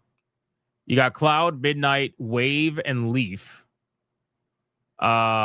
Inferno. Volt is kind of cool because it's kind of like Pikachu themed in a way. It's kind of cool, I guess. This is for people that drink Coke. This one right here is called Bubblegum. So you guys can buy this one. It's actually, if you click it, it tells you it's specifically made for people that drink Coke. So you could buy that one for sure. I know they're working on an N64 console too, apparently. Yeah, the M64 they call it. This shit, it's not even out yet. But this shit looks amazing. Look at this. Holy fuck, look at this thing. M64. This thing is badass, bro. I might have to pick this one up. For sure. They only have 4 colors though, and I don't like any of the colors. I might rock the white. We'll see. Raza says, "Hey, Hypno, I voted for Pepsi. Give the pink likers a break." All right, you get a break. It's fine. I forgive you. Looks like a Hyperkin console. I mean, maybe. But it's kind of cool. I don't know. Look at the controller. Bro, memories, bro. Look at that. Memories. How do you look at that controller and not get nostalgia? You know what I'm saying? Holy shit. It is beautiful. Look at that thing. Look at that thing. I love it. Oh, here's a clear shot of all 4 of them. Okay. So it looks a little better in the clear shot. Yeah, I kind of dig the white, ironically. I just don't like the fact that the fucking button is red. Why couldn't they make the dial white? Why they make it red? I just feel like that kind of stands out in an awkward way, no? Like, look at yellow. You got yellow on yellow. That makes sense. You got purple on purple. That makes sense. The red one has black. Like, why couldn't you take the red button from the white one, put it on the red, take the black, put it on the white? I don't know. Maybe it's me. You like the gray? Yeah, I like this one. This one on the right side is my favorite one right here. This one. I like this one. Dude, I would buy the shit out of this, but we don't have any news about when this is going to come out. Not from what I can see. Have they come up with any new games? Atari's 90s Rewind Collection? What? That's crazy. Wait a second. What games are this? Relive the 90s with 3 remastered Atari classic Asteroid, Centipede, and Super Breakout. Bro, the price is insane. $100 for those games? Oh my God. Don't get me wrong. I love retro games, but holy fuck. You're killing me, Smalls. $100? God damn, bro. Retro games is crazy. They have so many games, though. Look at this. They got Atari 90s Rewind Collection. I have another one. A Croc 25th anniversary. I gotta stop looking at this, bro. I gotta stop looking at this. I don't want to spend money. I don't want to spend money. $100 each? No, it's $100 for 3 games. Not that that's any better. It's like $33 for fucking each game. It's crazy. I'm assuming that's how they make their money. They make their money probably on the software, most likely, especially for the plug and play aspect of the software. But keep in mind, it also plays OG Game Boy games. So if you end up wanting, like, you get a good deal on an OG Game Boy game, you could just play that instead of playing the Mod Retro remake cartridges. You don't have to get the Mod Retro remake cartridges. Just so you're aware. So if you find any of these games for like super cheap and it's an OG, you can just play that. And the system will work. So that's the plus side to that. Otherwise, if it only worked with mod retro games, bro, that would be insane. You'd be spending all this fucking money, you know? All right, whatever. Anyway, sorry for the pivot. I had a little bit of a nerdgasm there. I really want one of these. I just wanted the Enderer one. I just waited too long. That was my mistake. I waited too long, bro. Damn. All right, that's fine. Whatever. Anyway, it is what it is, boys. It is what it is. All right. Let's now. Is it time to get into the? Is it time to get into the nonsense? Oh, it is, boys. It is. Are we ready to get into the Ashes of Creation nonsense? Oh man. Oh man.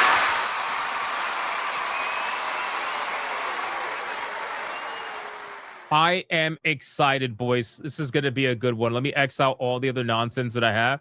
Oh, by the way, really quick topic. Hey, remember that game that Square Enix was coming out with that they swore was going to be, ironically, the next big live service video game? It was called Killer In. Remember that? Do you remember this game? Do you guys remember this game? Killer In? Remember, we reacted to the trailer. Remember that? Killer In? We reacted to the trailer. You know, the characters were highly questionable. Yeah, highly questionable. Remember that? Remember that trailer? Killer In. Square Enix was going, was going all in on this. Lots of investment. Remember this game? Remember this? Killer In? Yeah, you remember this, right? Well, I just want to give a shout out to Square Enix, man. Congratulations. Live service definitely is worth it. Live service definitely. Killer In, definitely worth it. Good job. Good job, Square Enix. You did it. You did it, guys. You did it. 817 players. You did it. Slightly better than Concord. Let's do it again. Do it again. Good job. Good job. How much you charging for this game? $9. So for $9, 817 concurrent people said it was worth it. That's amazing. Good job. $9. You couldn't even make it free. It's damn near free at this point. Just make it free, bro. Just make it free. What are you charging $9 for? Who the fuck charges $9? Just make it free. If you make it free, you might get to 1,000. You just might get to. All right, let me stop. Let me stop. Square Enix, bro. Who are you? Who are you, man? How are you? Like, oh my god. Oh my god. I don't know what to say other than like, who are you, bro? This is not the Square Enix that I've known and loved for so many years. I'm watching you kill yourselves, literally. Who are you, bro? Anyway, so I just wanted to bring that up. I forgot to bring that up. Yeah. Killer In, great job. You're doing amazing. All right. Final topic, ladies and gentlemen.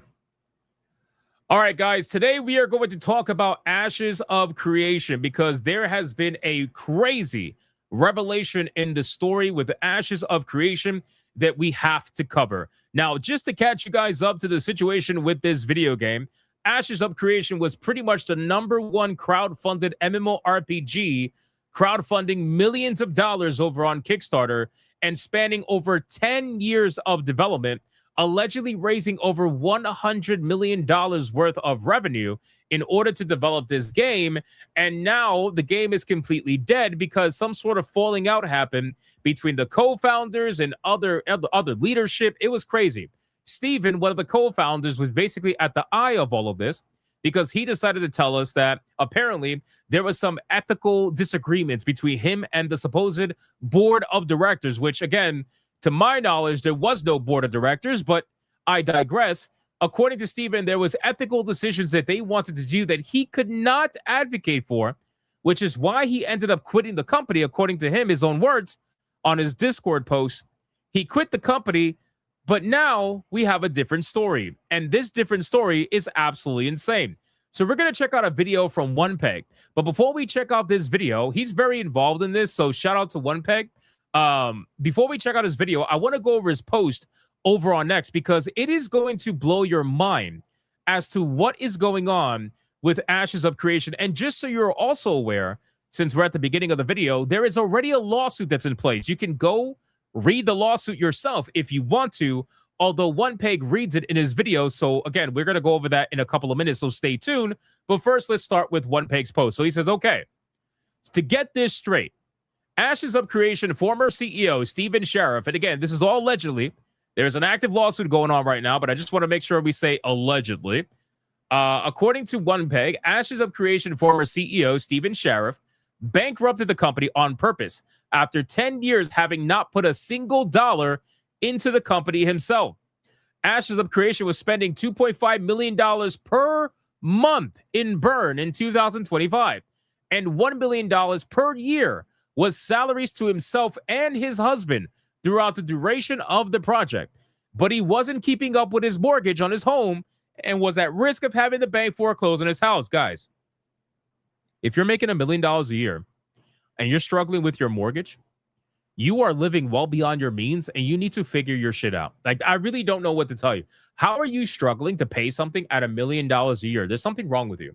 There's something wrong with you. There's something wrong with the way you're spending money. There's something wrong with you in general. You need to figure your shit out. But anyway, in almost losing his house, Stephen begged his two primary investors for money to secure a loan that he couldn't pay and put $1.3 million into an escrow account for his home loan.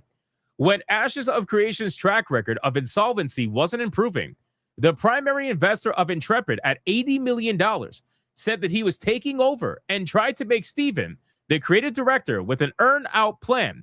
They were to lay off 50 to 70% of staff, but save the game in the business. So this is the hostile takeover, by the way. This is the supposed unethical decision that he could not actually, he didn't want to back it because he knew that saving the game was not his prerogative. At least that's how it seems. He didn't want to save the game. He wanted to save himself. Stephen refused this offer. When negotiations failed, Stephen notified the bank holding his home loan of the incoming Steam funds from the EA launch and instructed them to write a letter to Valve claiming the $3.7 million of sales money. Oh my God, bro. Okay. Oh, I don't mean to laugh, but this is when it gets insane. Okay. Stephen notified Valve of the almost $4 million in sales from December 11th's early access release, right?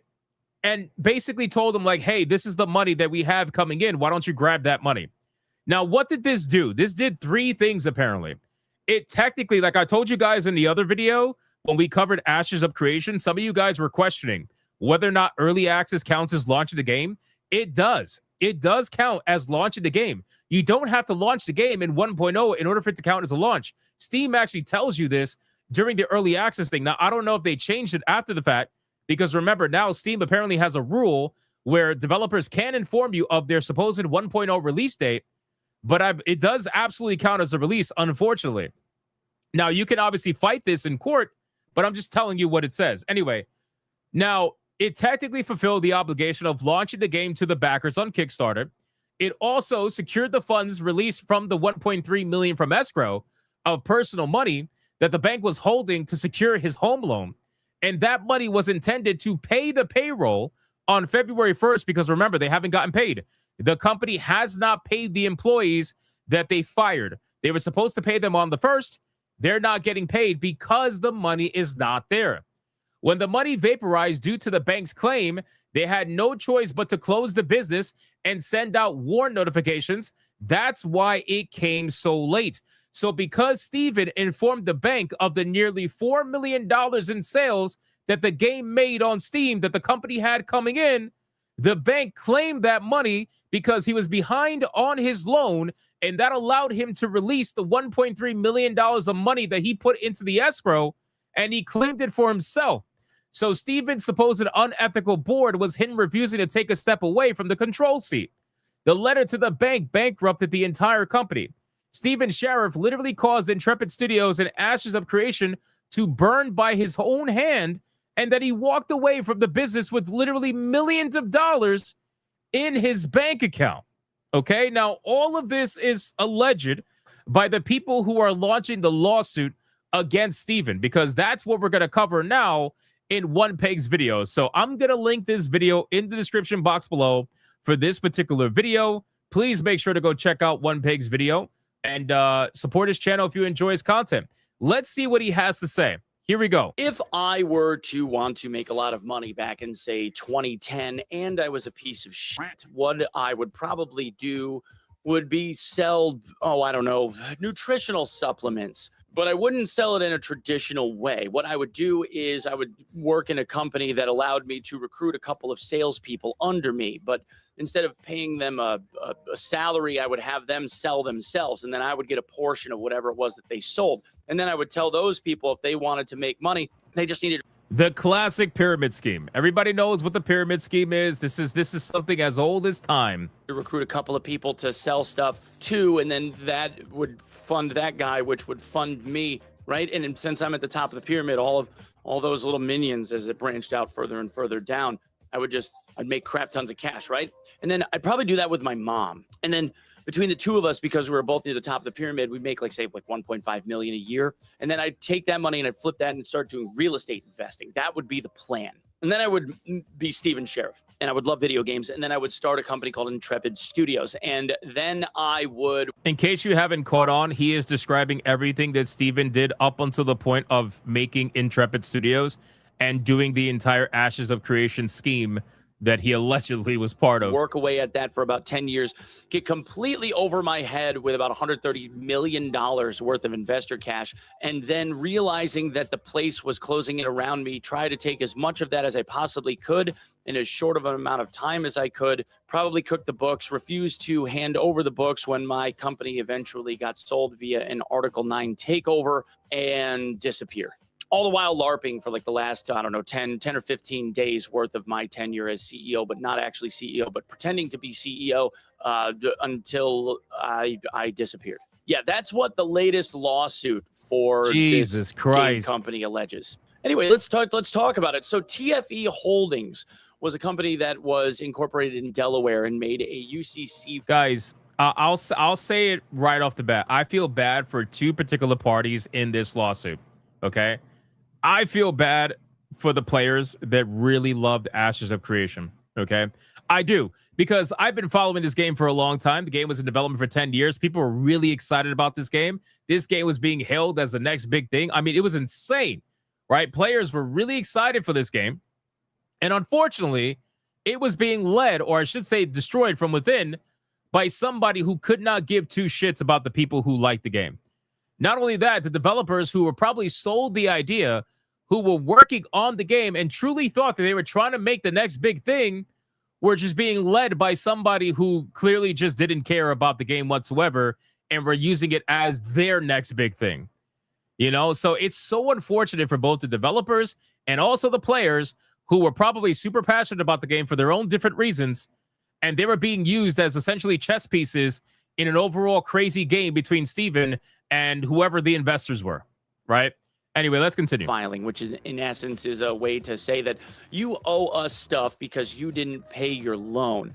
Now, TFE states that they ended up making a takeover of Intrepid Studios, said that they were taking over and owned the company via an Article 9 sale. So we have invested a ton of money, loaned a ton of money into you. We didn't want shareholdership or ownership of the company. We didn't want controlling shares. We wanted to loan you a bunch of money. We wanted you to make good on your loan payments. You didn't do that, so now we own your company. That's essentially what TFE said. Now, that whole process, we're still looking into to see if it's actually like 100% legit or not. But according to this lawsuit, it sounds like it's legit. Now, this lawsuit was made yesterday in the Clark County, Nevada clerk's office. This was filed and apparently is now in the process of being delivered to Stephen and John Moore, his husband, in Nevada, where they live. TFE Holdings said this man is going to go on the run. He is going to go on the run, to be honest with you. And you know what? It kind of makes sense why he ended up making that Discord post about how like he can't say much because of legal proceedings. Like he knew where this was going to go. I can only imagine what that conversation was between, you know, the people that tried to take over the company and Steven himself. I can only imagine. Like it must have been explosive, and that is probably why those other leadership developers ended up resigning. Or maybe they realized what was going on. Maybe they realized Steven was hosing them, and they were like, why are we doing this? Like, this is not right. And ended up leaving, Let's check it out. Is that Stephen Sheriff and John Moore like did a whole lot of bad. Oh my God. So Stephen, if you remember, okay, and I'll have Saint throw up images or whatever. Stephen, back on January 31st, wrote a Discord message saying that he didn't agree with actions that the board had been taking, said that it was That's the message we covered the other day. So I'm glad he's involving it in this video. unethical, and said that he resigned in protest and that a whole bunch of the other management also resigned with him. He also then stated a few days later, when people were trying to get refunds and whatnot, that like he'd been saying that refunds were going to be honored. He also said like February 2nd or 3rd, somewhere around there, that he would make sure that everything came out in the light once he had ample documentation, and that people were just like, in essence, slagging him for the sake of slagging him. But this lawsuit goes in to say that not only was $130 million worth of money funded to Intrepid Studios in loans or whatever, Jesus, from multiple hold on. different sources. Time out. So this game initially was on Kickstarter and it raised millions of dollars. Okay. I think it raised over $3 million, if I'm not mistaken. And I'm almost positive that they said that the game was funded very well at that $3 million. So how the fuck did we go from $3 million to $130 million? I mean, Jesus Christ, what the fuck are we doing? It's unbelievable.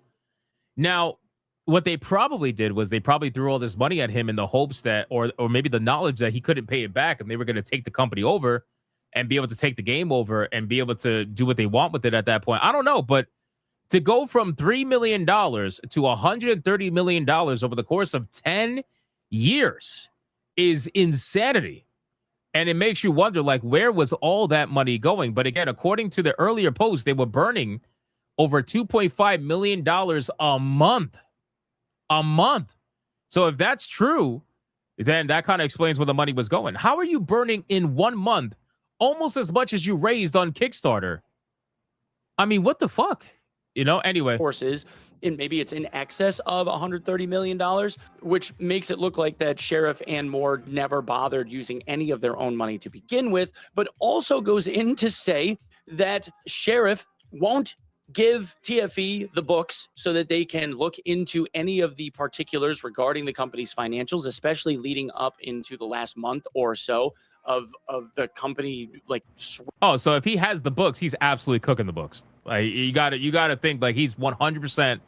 If what he supposedly did is true, and again, this is all alleged, that he's absolutely holding on to the books for reasons, right? Switching hands, but also says that he breached his fiduciary duties, not only in not handing over the company records, but also commingling accounts, meaning that the account of Intrepid employed a lot of people. Okay, Intrepid employed like a couple hundred devs, something like that. That's insane. So it was not a small company by any stretch of the imagination. They were, having to make pretty large payrolls every month. What it looks like is Stephen was commingling the accounts between 2016 and now, where he was like muddying the waters between the corporate accounts for the money that Intrepid was supposedly housing and using to pay out their people, and then also like mixing them in with his own checking accounts, not only for himself but also for John Moore, his husband. Oh my God! And also writing checks for things that he wasn't like giving reasons as to why he was doing them. Anybody that knows anything is that when you have a business of that size, like if you're a single member LLC and it's passed through and, the LLC is essentially your income, but you have an LLC to protect you, whatever, like that's fine. That's something different, although you should still have separate accounts. But the moment you have employees, the moment you're actually hiring people and you have payroll and you have all that stuff, everything should be separate. Everything should absolutely be separate. The moment you start fucking commingling your accounts and business, that's a big no-no. That is a big no-no, and any accountant would tell you that, right? So I don't know how he was getting away with it for so long. Maybe he didn't have an accountant. I don't know. In addition to all of that, the Article 9 sale of this company happened at the beginning of January, happened at the beginning of 2026, not at the end when they send out Warrant Act notices, which, by the way, were supposed to be sent out 60 days in advance and didn't get sent out 60 days in advance. They got it sent out like a day in advance and then said that the whole company was shutting down effective like then. Because they couldn't pay payroll. They had no money left to pay payroll. And the reason why they didn't have any money left to pay payroll is because, according to this lawsuit, Sheriff received a notice from Steam on the 18th of January that provided Intrepid secured creditor would be taking the $3.5 million receivable, meaning that TFE Holdings had said to Steam, hey, Steam, they aren't paying us and we have claim on this company now. We took control of this company at the beginning of the year. That money's ours. And Steam went, oh, okay. And then told Sheriff, we're not giving you that money. You won't be able to use that money to be able to pay your people. We're going to give it to those guys because those guys own you now. And then this says that explains why Steam ended up actually stopping sale on this game. And why Steam has been also offering refunds on this game. They must know that this thing is a shit show. They must know at this point. The next day, on the 19th, he resigned. January 19th, he had resigned as CEO of the company. So even though TFE Holdings had taken the company over, and basically what it looked like is TFE said, okay, we own you now. We're going to take over. We're going to run things because clearly this has not been managed well. And we're going to try to make sure that whatever is left can still continue somehow. Steven went, nah, and watched it burn. Like, it looks like he purposefully watched it burn. He LARPed as CEO from the 19th when he resigned through to not only the 31st, but also after that into the early days of February. Wow. Because we have blog posts on the 29th talking about how they were working on fixing all the complaints. This motherfucker wasn't even the CEO of the company, and he was faking it the entire time for the last couple of weeks of the game's life until the game eventually died. Oh my God, dude. Wow. Working on RMT. We have claims from other people that are saying that he was actively participating in RMT as the CEO, providing materials to RMTers so that he himself could end up monetarily benefiting from it. We also have misappropriation claims. So he was in bed with real money traders. If you guys don't know what RMT is, real money trading is gold sellers in your game. They're in every single MMORPG, but that means that he was actively helping them, probably had connections at an RMT company in China or some shit, and he was probably getting a kickback for allowing the accounts to not be banned. And if they were banned, he would unban them so that they continue to sell in-game gold so that they could make money and then give him money. Wow. Saying that he was making or had paid himself between 2016 and 2026 somewhere between 10 and 20 million dollars of the 130 million dollars raised by Sheriff for the development of Ashes of Creation. By the way, there's going to be a lawsuit by Commerce Bank at some point in time for fraud against Steven too, because he lied about the revenues of the company. There were no revenues. He took all the loans and booked them on his federal tax return as basically as income. That's a fucking federal crime. You fucking dumb fuck. Do you have the records for that? Where you? 100%. Okay, definitely. We definitely have to talk later about and go through these files too, I guess. I'll subpoena Commerce Bank to get them because you have to turn over financials to Commerce Bank. Never turned them over to me. Bro, what am I hearing right now? This is insane. So he was using the loans to cook his own income and then using it to get even bigger. Oh my God, dude. I'm like, okay. Where he told me at one point that, oh yeah, I had to book those as revenue to the company. I said, Steven, that's illegal. You can't do that. I know, but I needed the money. $130 million. They then go on to get more specific to say that he loaned himself $362,000, where he had marked it as a loan from Intrepid to Steven or himself, and then has another earmarked note where he marked $6.7 million that were loaned from Intrepid to his husband, which Moore was the person that had control of those books. So it looks like Moore actually wrote the loan to himself. And they go on to say, Bro, they took $7 million as a loan to themselves from the company. Oh my God, bro. Oh my God, this is too much.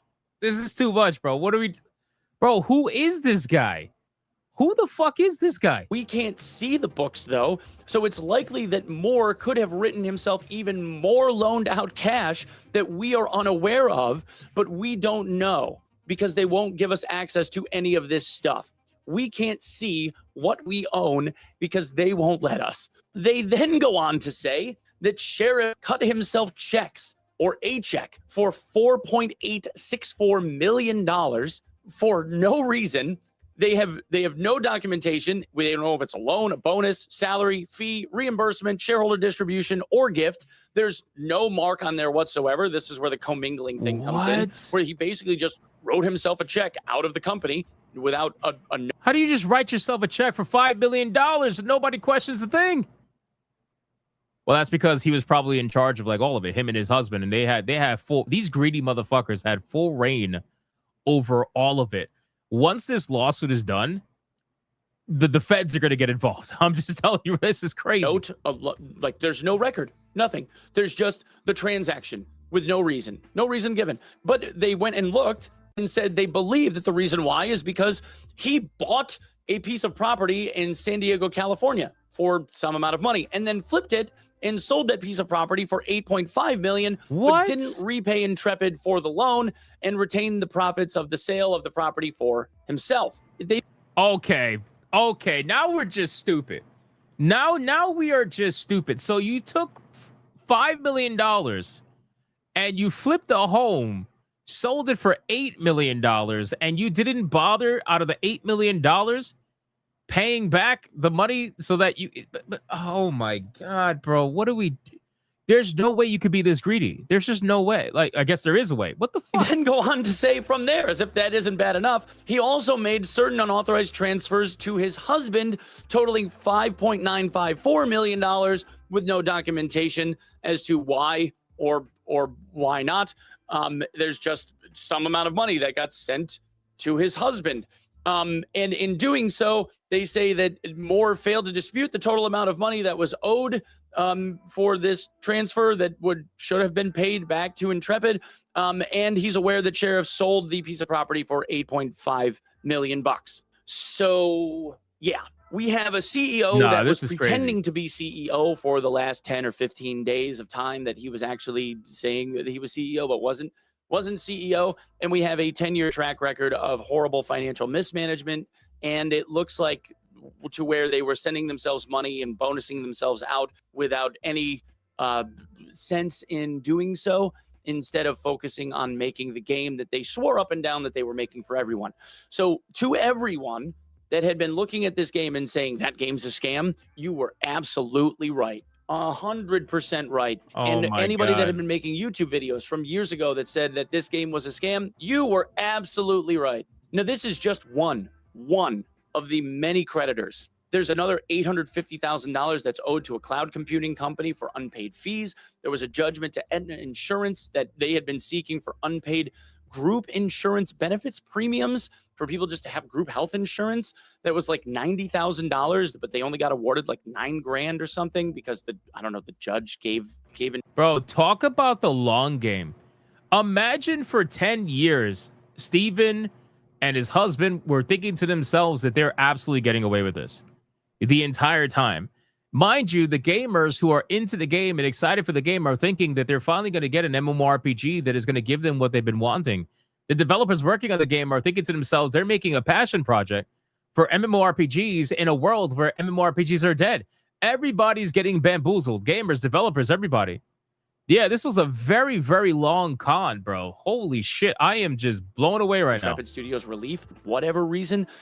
Then there's like just tons of other money. There's another YouTube video floating around right now of somebody that came out as a private investor saying that they had been sending AOC just like absurd amounts of money, millions and millions of dollars, that talked to another YouTuber about this exact thing. But this is crazy. I'm personally shocked. If I had, honestly, I never would have even played the game if I knew that Sheriff's originating, like his roots were from an MLM company. I don't know of many people that got like heavily rooted in MLM up near the top that actually ended up being like halfway decent people. I think you have to be some form of like, you know, closet or rather overt sociopath in order to be able to do this.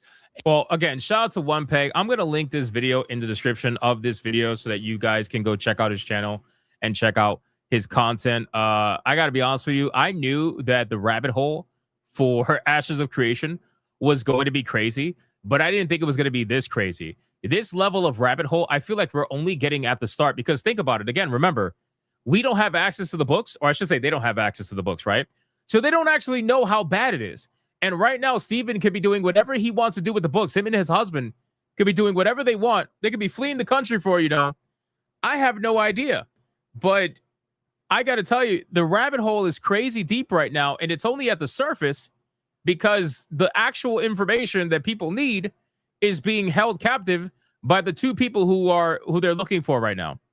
So this might not be the end of it. And I'm sure that this particular lawsuit is probably going to bring out even more of a rabbit hole regarding Ashes of Creation. And like I said before earlier in the video, man, I'm just sad overall for the people who were genuinely interested in this game, for the people who really wanted it to become the next thing.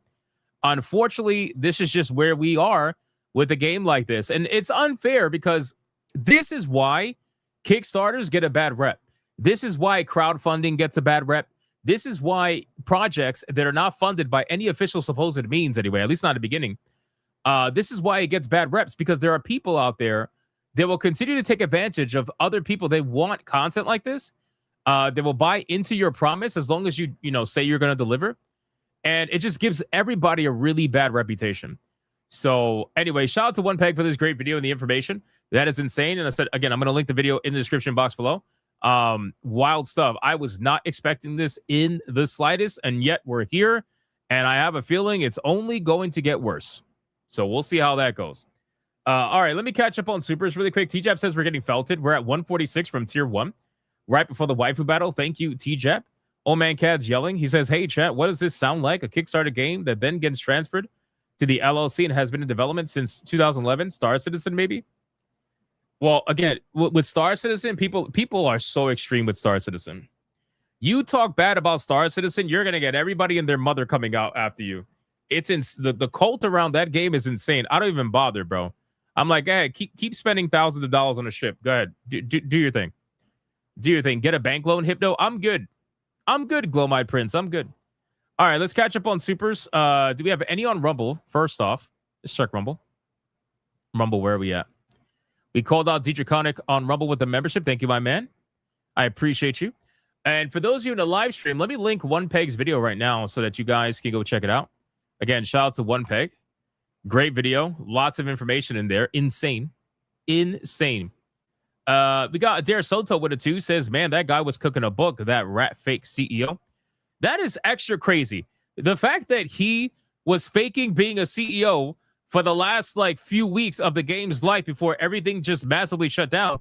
That's why I was like, it didn't make sense, man. The fact that everything was abrupt. And what's even crazier is the fact that he told Steam about, oh my God, bro. He told his bank about the money that was coming from Steam and the funds got taken, which is why they couldn't make payroll. So now all those developers that weren't getting paid on the first and that lost their jobs out of nowhere, they're all going to be looking at Steven and his husband like, you're a motherfucker. You know that? It's going to be crazy, dude. I can only imagine. But that's his video. Go check it out, man. Thank you, Adair Soto. I appreciate it. All right, guys. We got to do the waifu battle. Let's do the waifu battle to see if we could get tier 1, let alone tier 2, and have some fun in the meantime. If you are not going to support or watch the waifu battle, I appreciate you. We have videos that are out for the day. If you missed my video earlier today, go watch it. It's about the Cult of the Lamb and about indie games in general. That's the link to the video. I put it both on YouTube and on Rumble. We are not going to be doing any gaming streams tonight because I have a lot to do tomorrow, unfortunately. So no gaming streams tonight. This is going to be the last stream for the night. So thank you guys regardless. I appreciate it. Shout out to all of you for liking, supporting, and everything. And let's get into the waifu battle because, well, we got to have a battle. It is what it is, right? Poison Ivy is still champion, which is shocking to me. But apparently she is, so it is what it is. Crazy story with Ash of Creation, man. I cannot wait to see what happens from that. Here we go.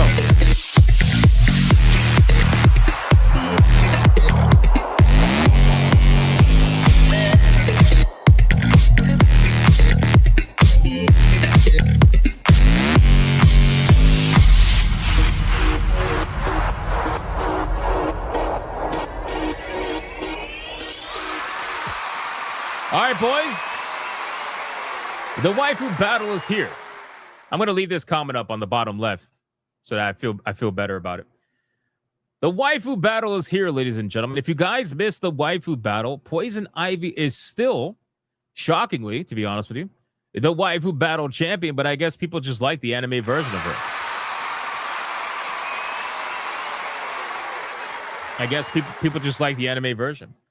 And we got an interesting challenger that's going to go up against Poison Ivy today. But before we do that, let's go over the rules of engagement. Rule number 1. All super chats during the waifu battle can and will count towards a particular waifu. But the only way it's going to count is if you put the name of the waifu in the super chat first. You got to put the name first.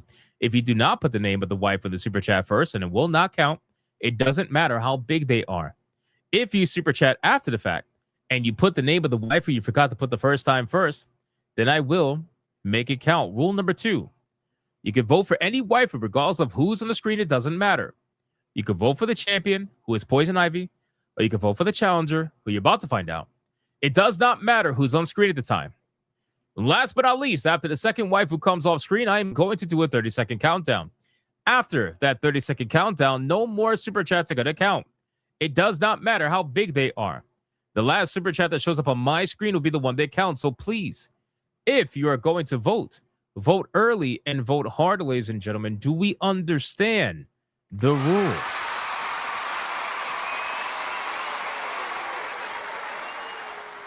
We don't understand the rules. I know we don't. Don't lie to me. All right, boys, listen. Today's battle is going to be an interesting one. I don't have an anime intro for this one. I apologize. I wasn't able to make one in time. But it's okay. We got the classic hidden screen. Guys, since we have Poison Ivy as a challenger, I figured it was only right to bring out somebody who is in a similar fashion, or at least I should say, in a similar form of entertainment.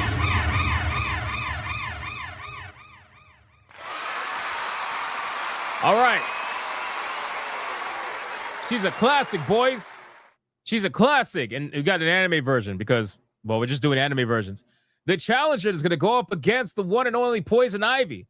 Is going to be the one and only anime version of Emma Frost, ladies and gentlemen. Let's start the clock and let's see who is going to win. The names are on the bottom. Is it going to be Poison Ivy or is it going to be Emma Frost Tits? Who is it going to be? Deadeye's Lock for $1 says Emma Cakes. I like Emma Frost Tits better. Emma Frosty Tits. There you go. Emma. Oh my God. Emma Cakes is funny. Toxic with a 269 says Emma Frost. I support ice. Exactly. Right. If you, a vote for Emma Frost is a vote for ice. In case you didn't know. In case you didn't know. Let's make it happen, boys. Let's make it happen. Emma Frosty Tits is the challenger against Poison Ivy today. Let's see what we could do. Otherwise, it's going to be RIP to the tiers. We made it far, though, boys. We made it far. We got to 562. How many people can say that? Not many. Not many, boys. Right as we were about to catch up to Camelot, too. Son of a bitch. It happens, though. Nah, I don't like that one. I like the Marvel Rivals version, that booty. This one has a booty, too. You just can't see it. You can't see it. And the boobs are nicer. It's Emma Frosty Tits, old man cat. Come on.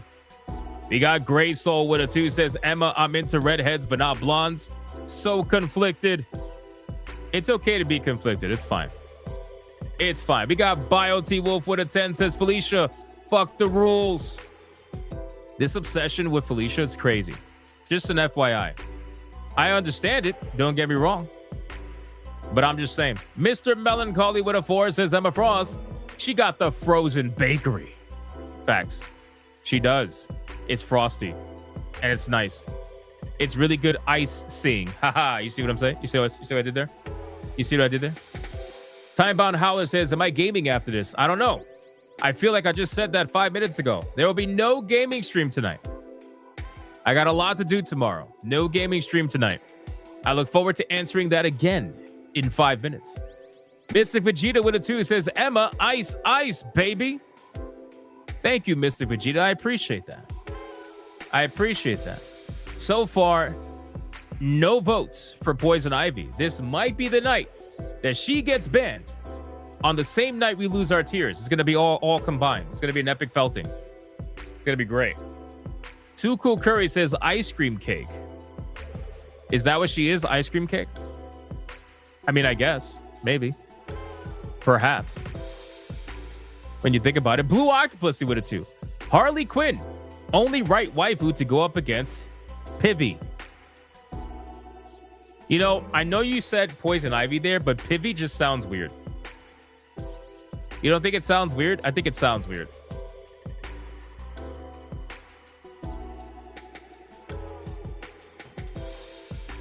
Sonia says, well, there you go, chat. Asking Super Chat if Hypno's going to game tonight. No, don't do that. Dr. Spike says, hail, big and sup, Dr. Spike. Hope you're doing well, my man. Hope you're doing well. Emma Frost can ice my brain hole. What? I'm confused. I'm confused. I'm very confused. 5 minutes later, Toxin trolling me says, Hypno, you gaming tonight?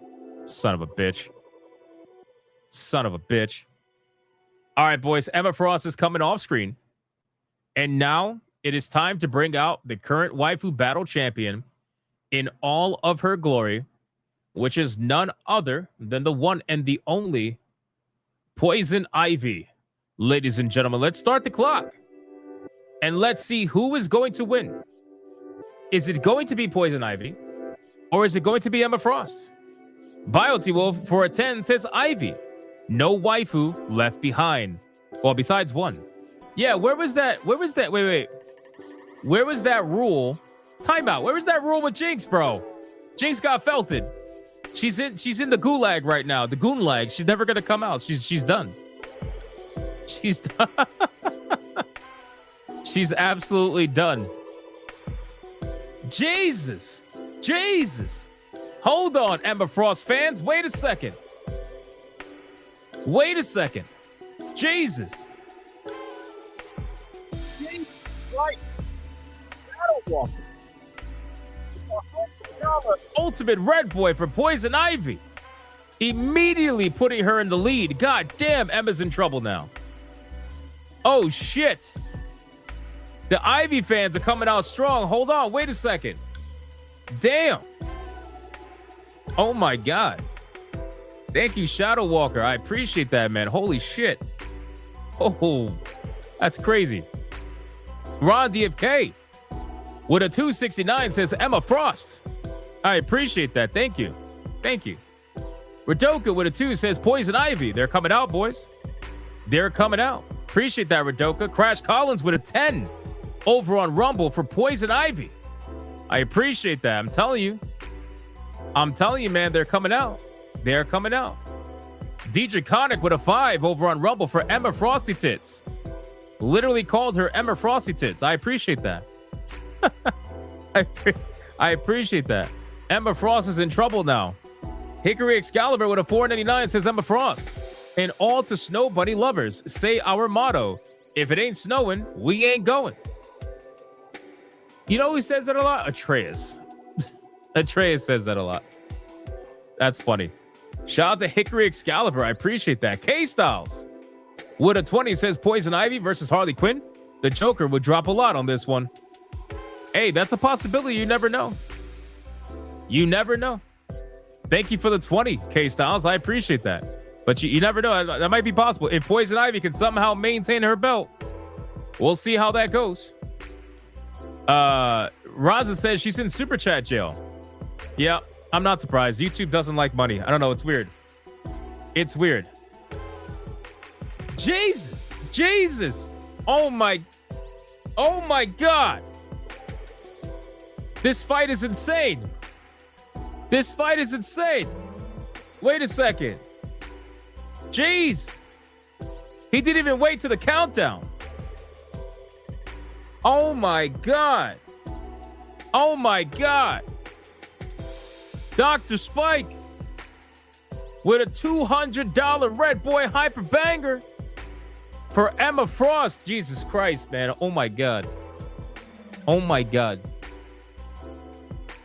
Oh my God. Because he follows the rules. That's true. Dr. Spike does follow the rules. He did vote early and he voted hard. He did follow the rules. Jesus Christ, man. I am blown away. Shadow Walker and then now fucking Dr. Spike. Biotee Wolf with a 5 for Emma, the one that is banned. Touch the pumpkin. Emma iced her. Listen, man, it's still sad, okay? Jinx deserved better. And according to T-Jab, we officially hit tier 2 because of Shadow Walker and Dr. Spike's major Red Boy Hyperbangers. We will play clips for them at the end. Jason Long with a 5 for Emma Frost. Thank you so much, Jason Long. I appreciate that. It's still anybody's game, boys. It's anybody's game at this point. 5, 4. Rumble, you lagging? Rumble, stop lagging. 5, 4, 3, 2, 1, go.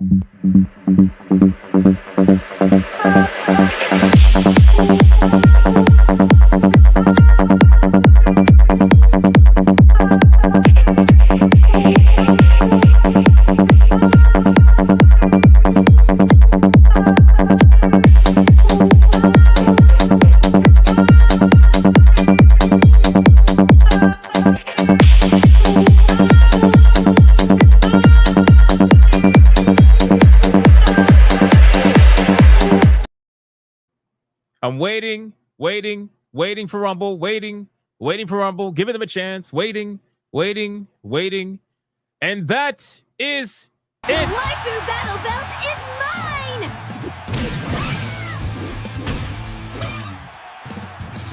mine!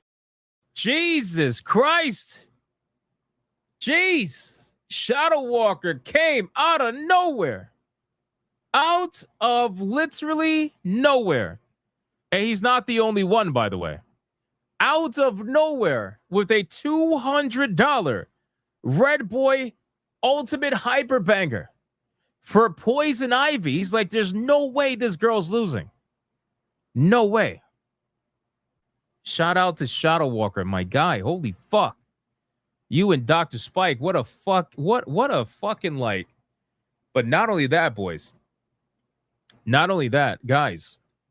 Over on Rumble, we had 2 legends get their votes in at the last second. And that is none other than Trey, the fucking Joker himself, with a $300 Red Boy Ultimate Hyper Bang. Waifu Battle Belt is mine!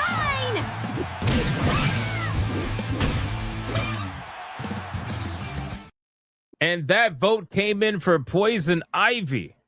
And he says, because everyone is copying me now. What? What do you mean? Oh, because they're like, fuck the rules. Is that what it is? Is that what it is? Trey is mad because everybody's stealing his fuck the rules thing. That's why. That's why. Trey with a $300 insane Red Boy. Jesus fucking Christ, man.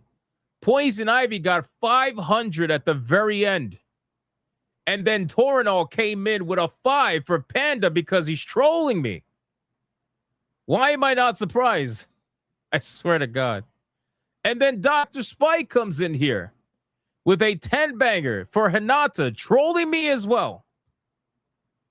Jesus Christ, man. The amount of trolling is insane. Guys, we need to do 1, 2, 3, 4, 5, 6, 7, 8 clips. We need 8 clips. At this point, that's all of them. So I'm not even gonna bother asking who wants what because we're just gonna play them all while the mods count it up because that's insane. So let's begin. All right, boys, we got another Red Boy Hyper Banger. Let's bring the ladies in.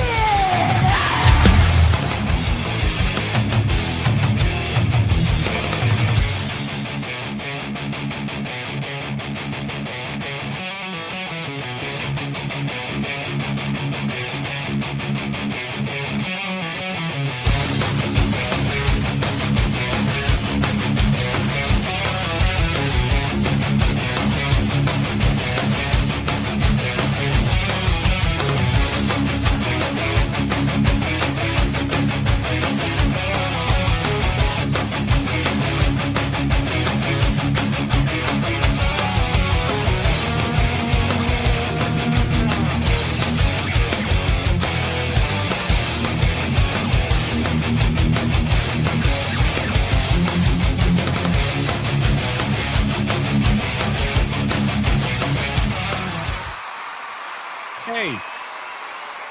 Shout out to Shadow Walker for that $100 Red Boy. The numbers came in pretty quick.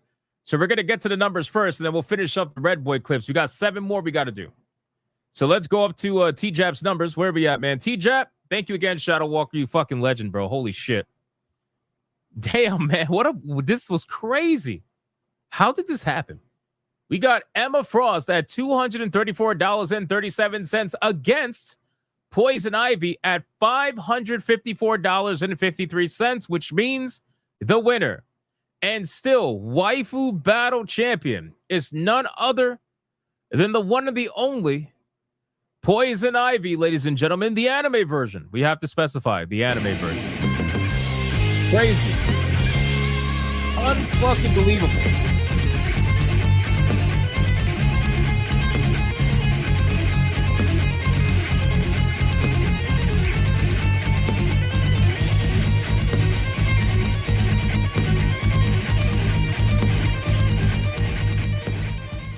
Emma Frost got melted today, boys.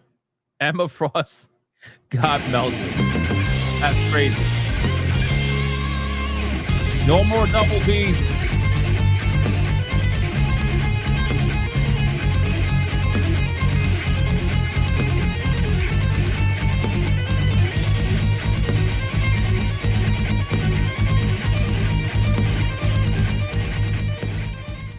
The coping and seething has to be through the roof. You are coping and seething.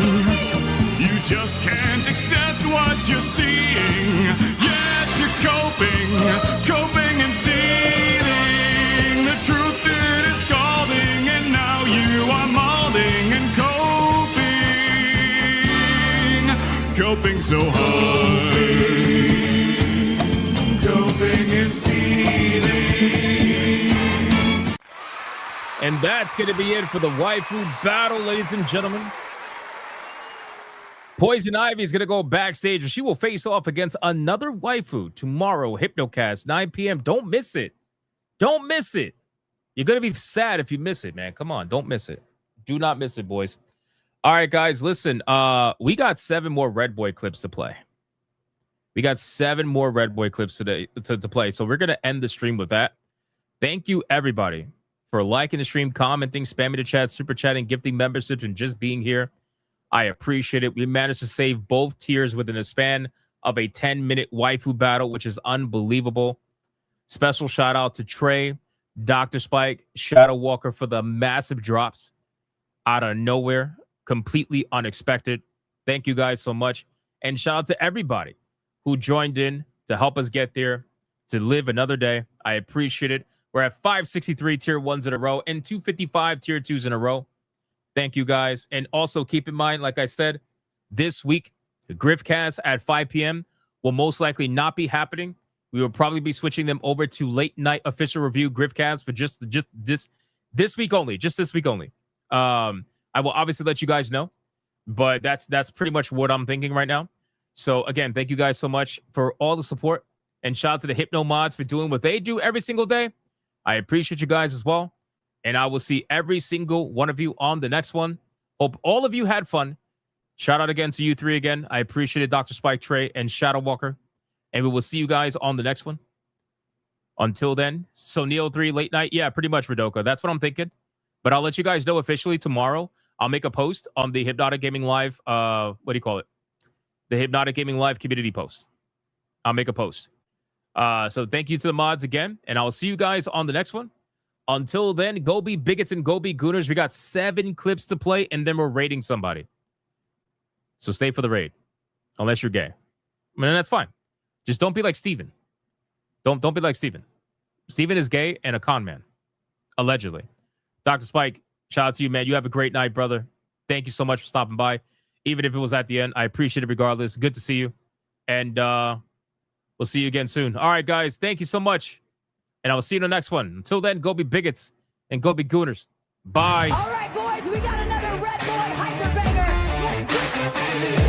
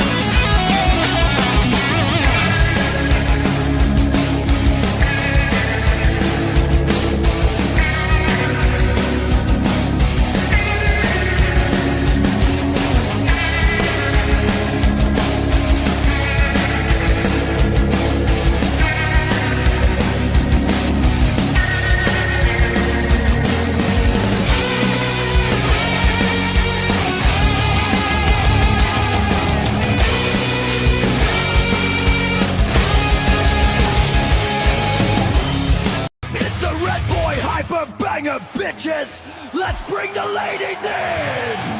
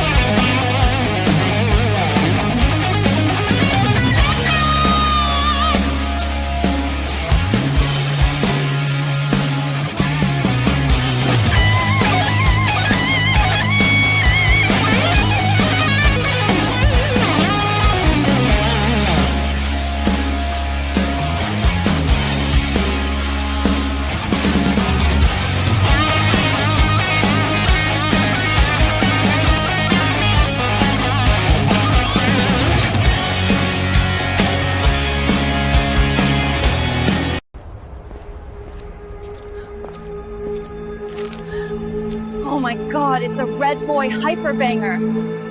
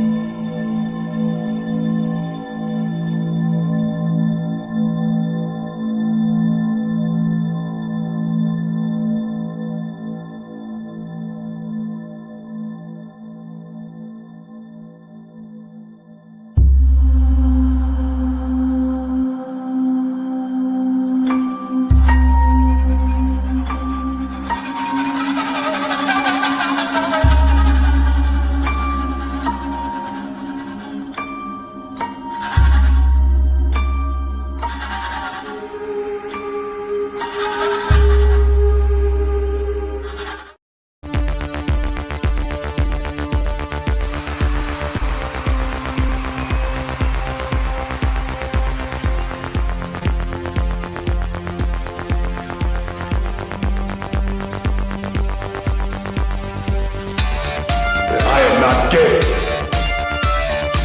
I have relationships with women and sex with men. And I got news for you. That means you can't.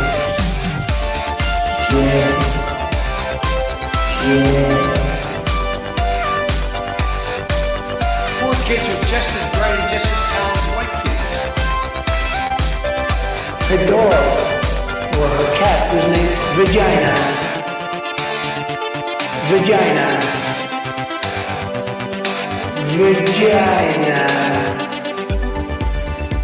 Put a ticket in, make her gay! Fuck it, yeah, don't put a ticket in, make her gay! Fuck it, yeah, put a ticket in, make her gay! It means put a chicken in it, sweetie, and make her fucking gay! Fucking pronouns!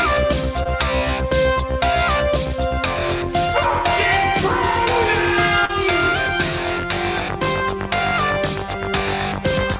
Fucking gender ambiguity! Fucking current day California shit! Cause that's all we fucking know! Cause we're boring! We're so fucking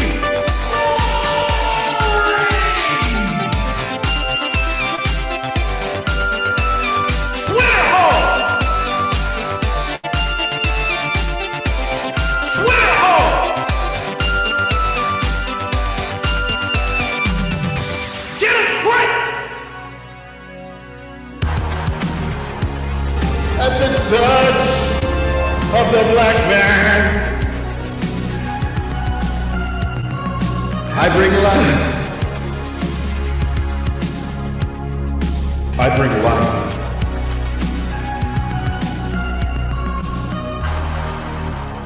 I bring life.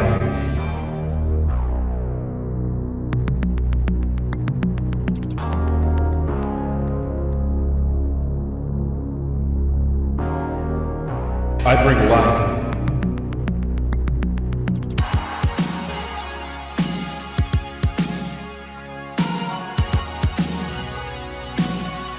I bring light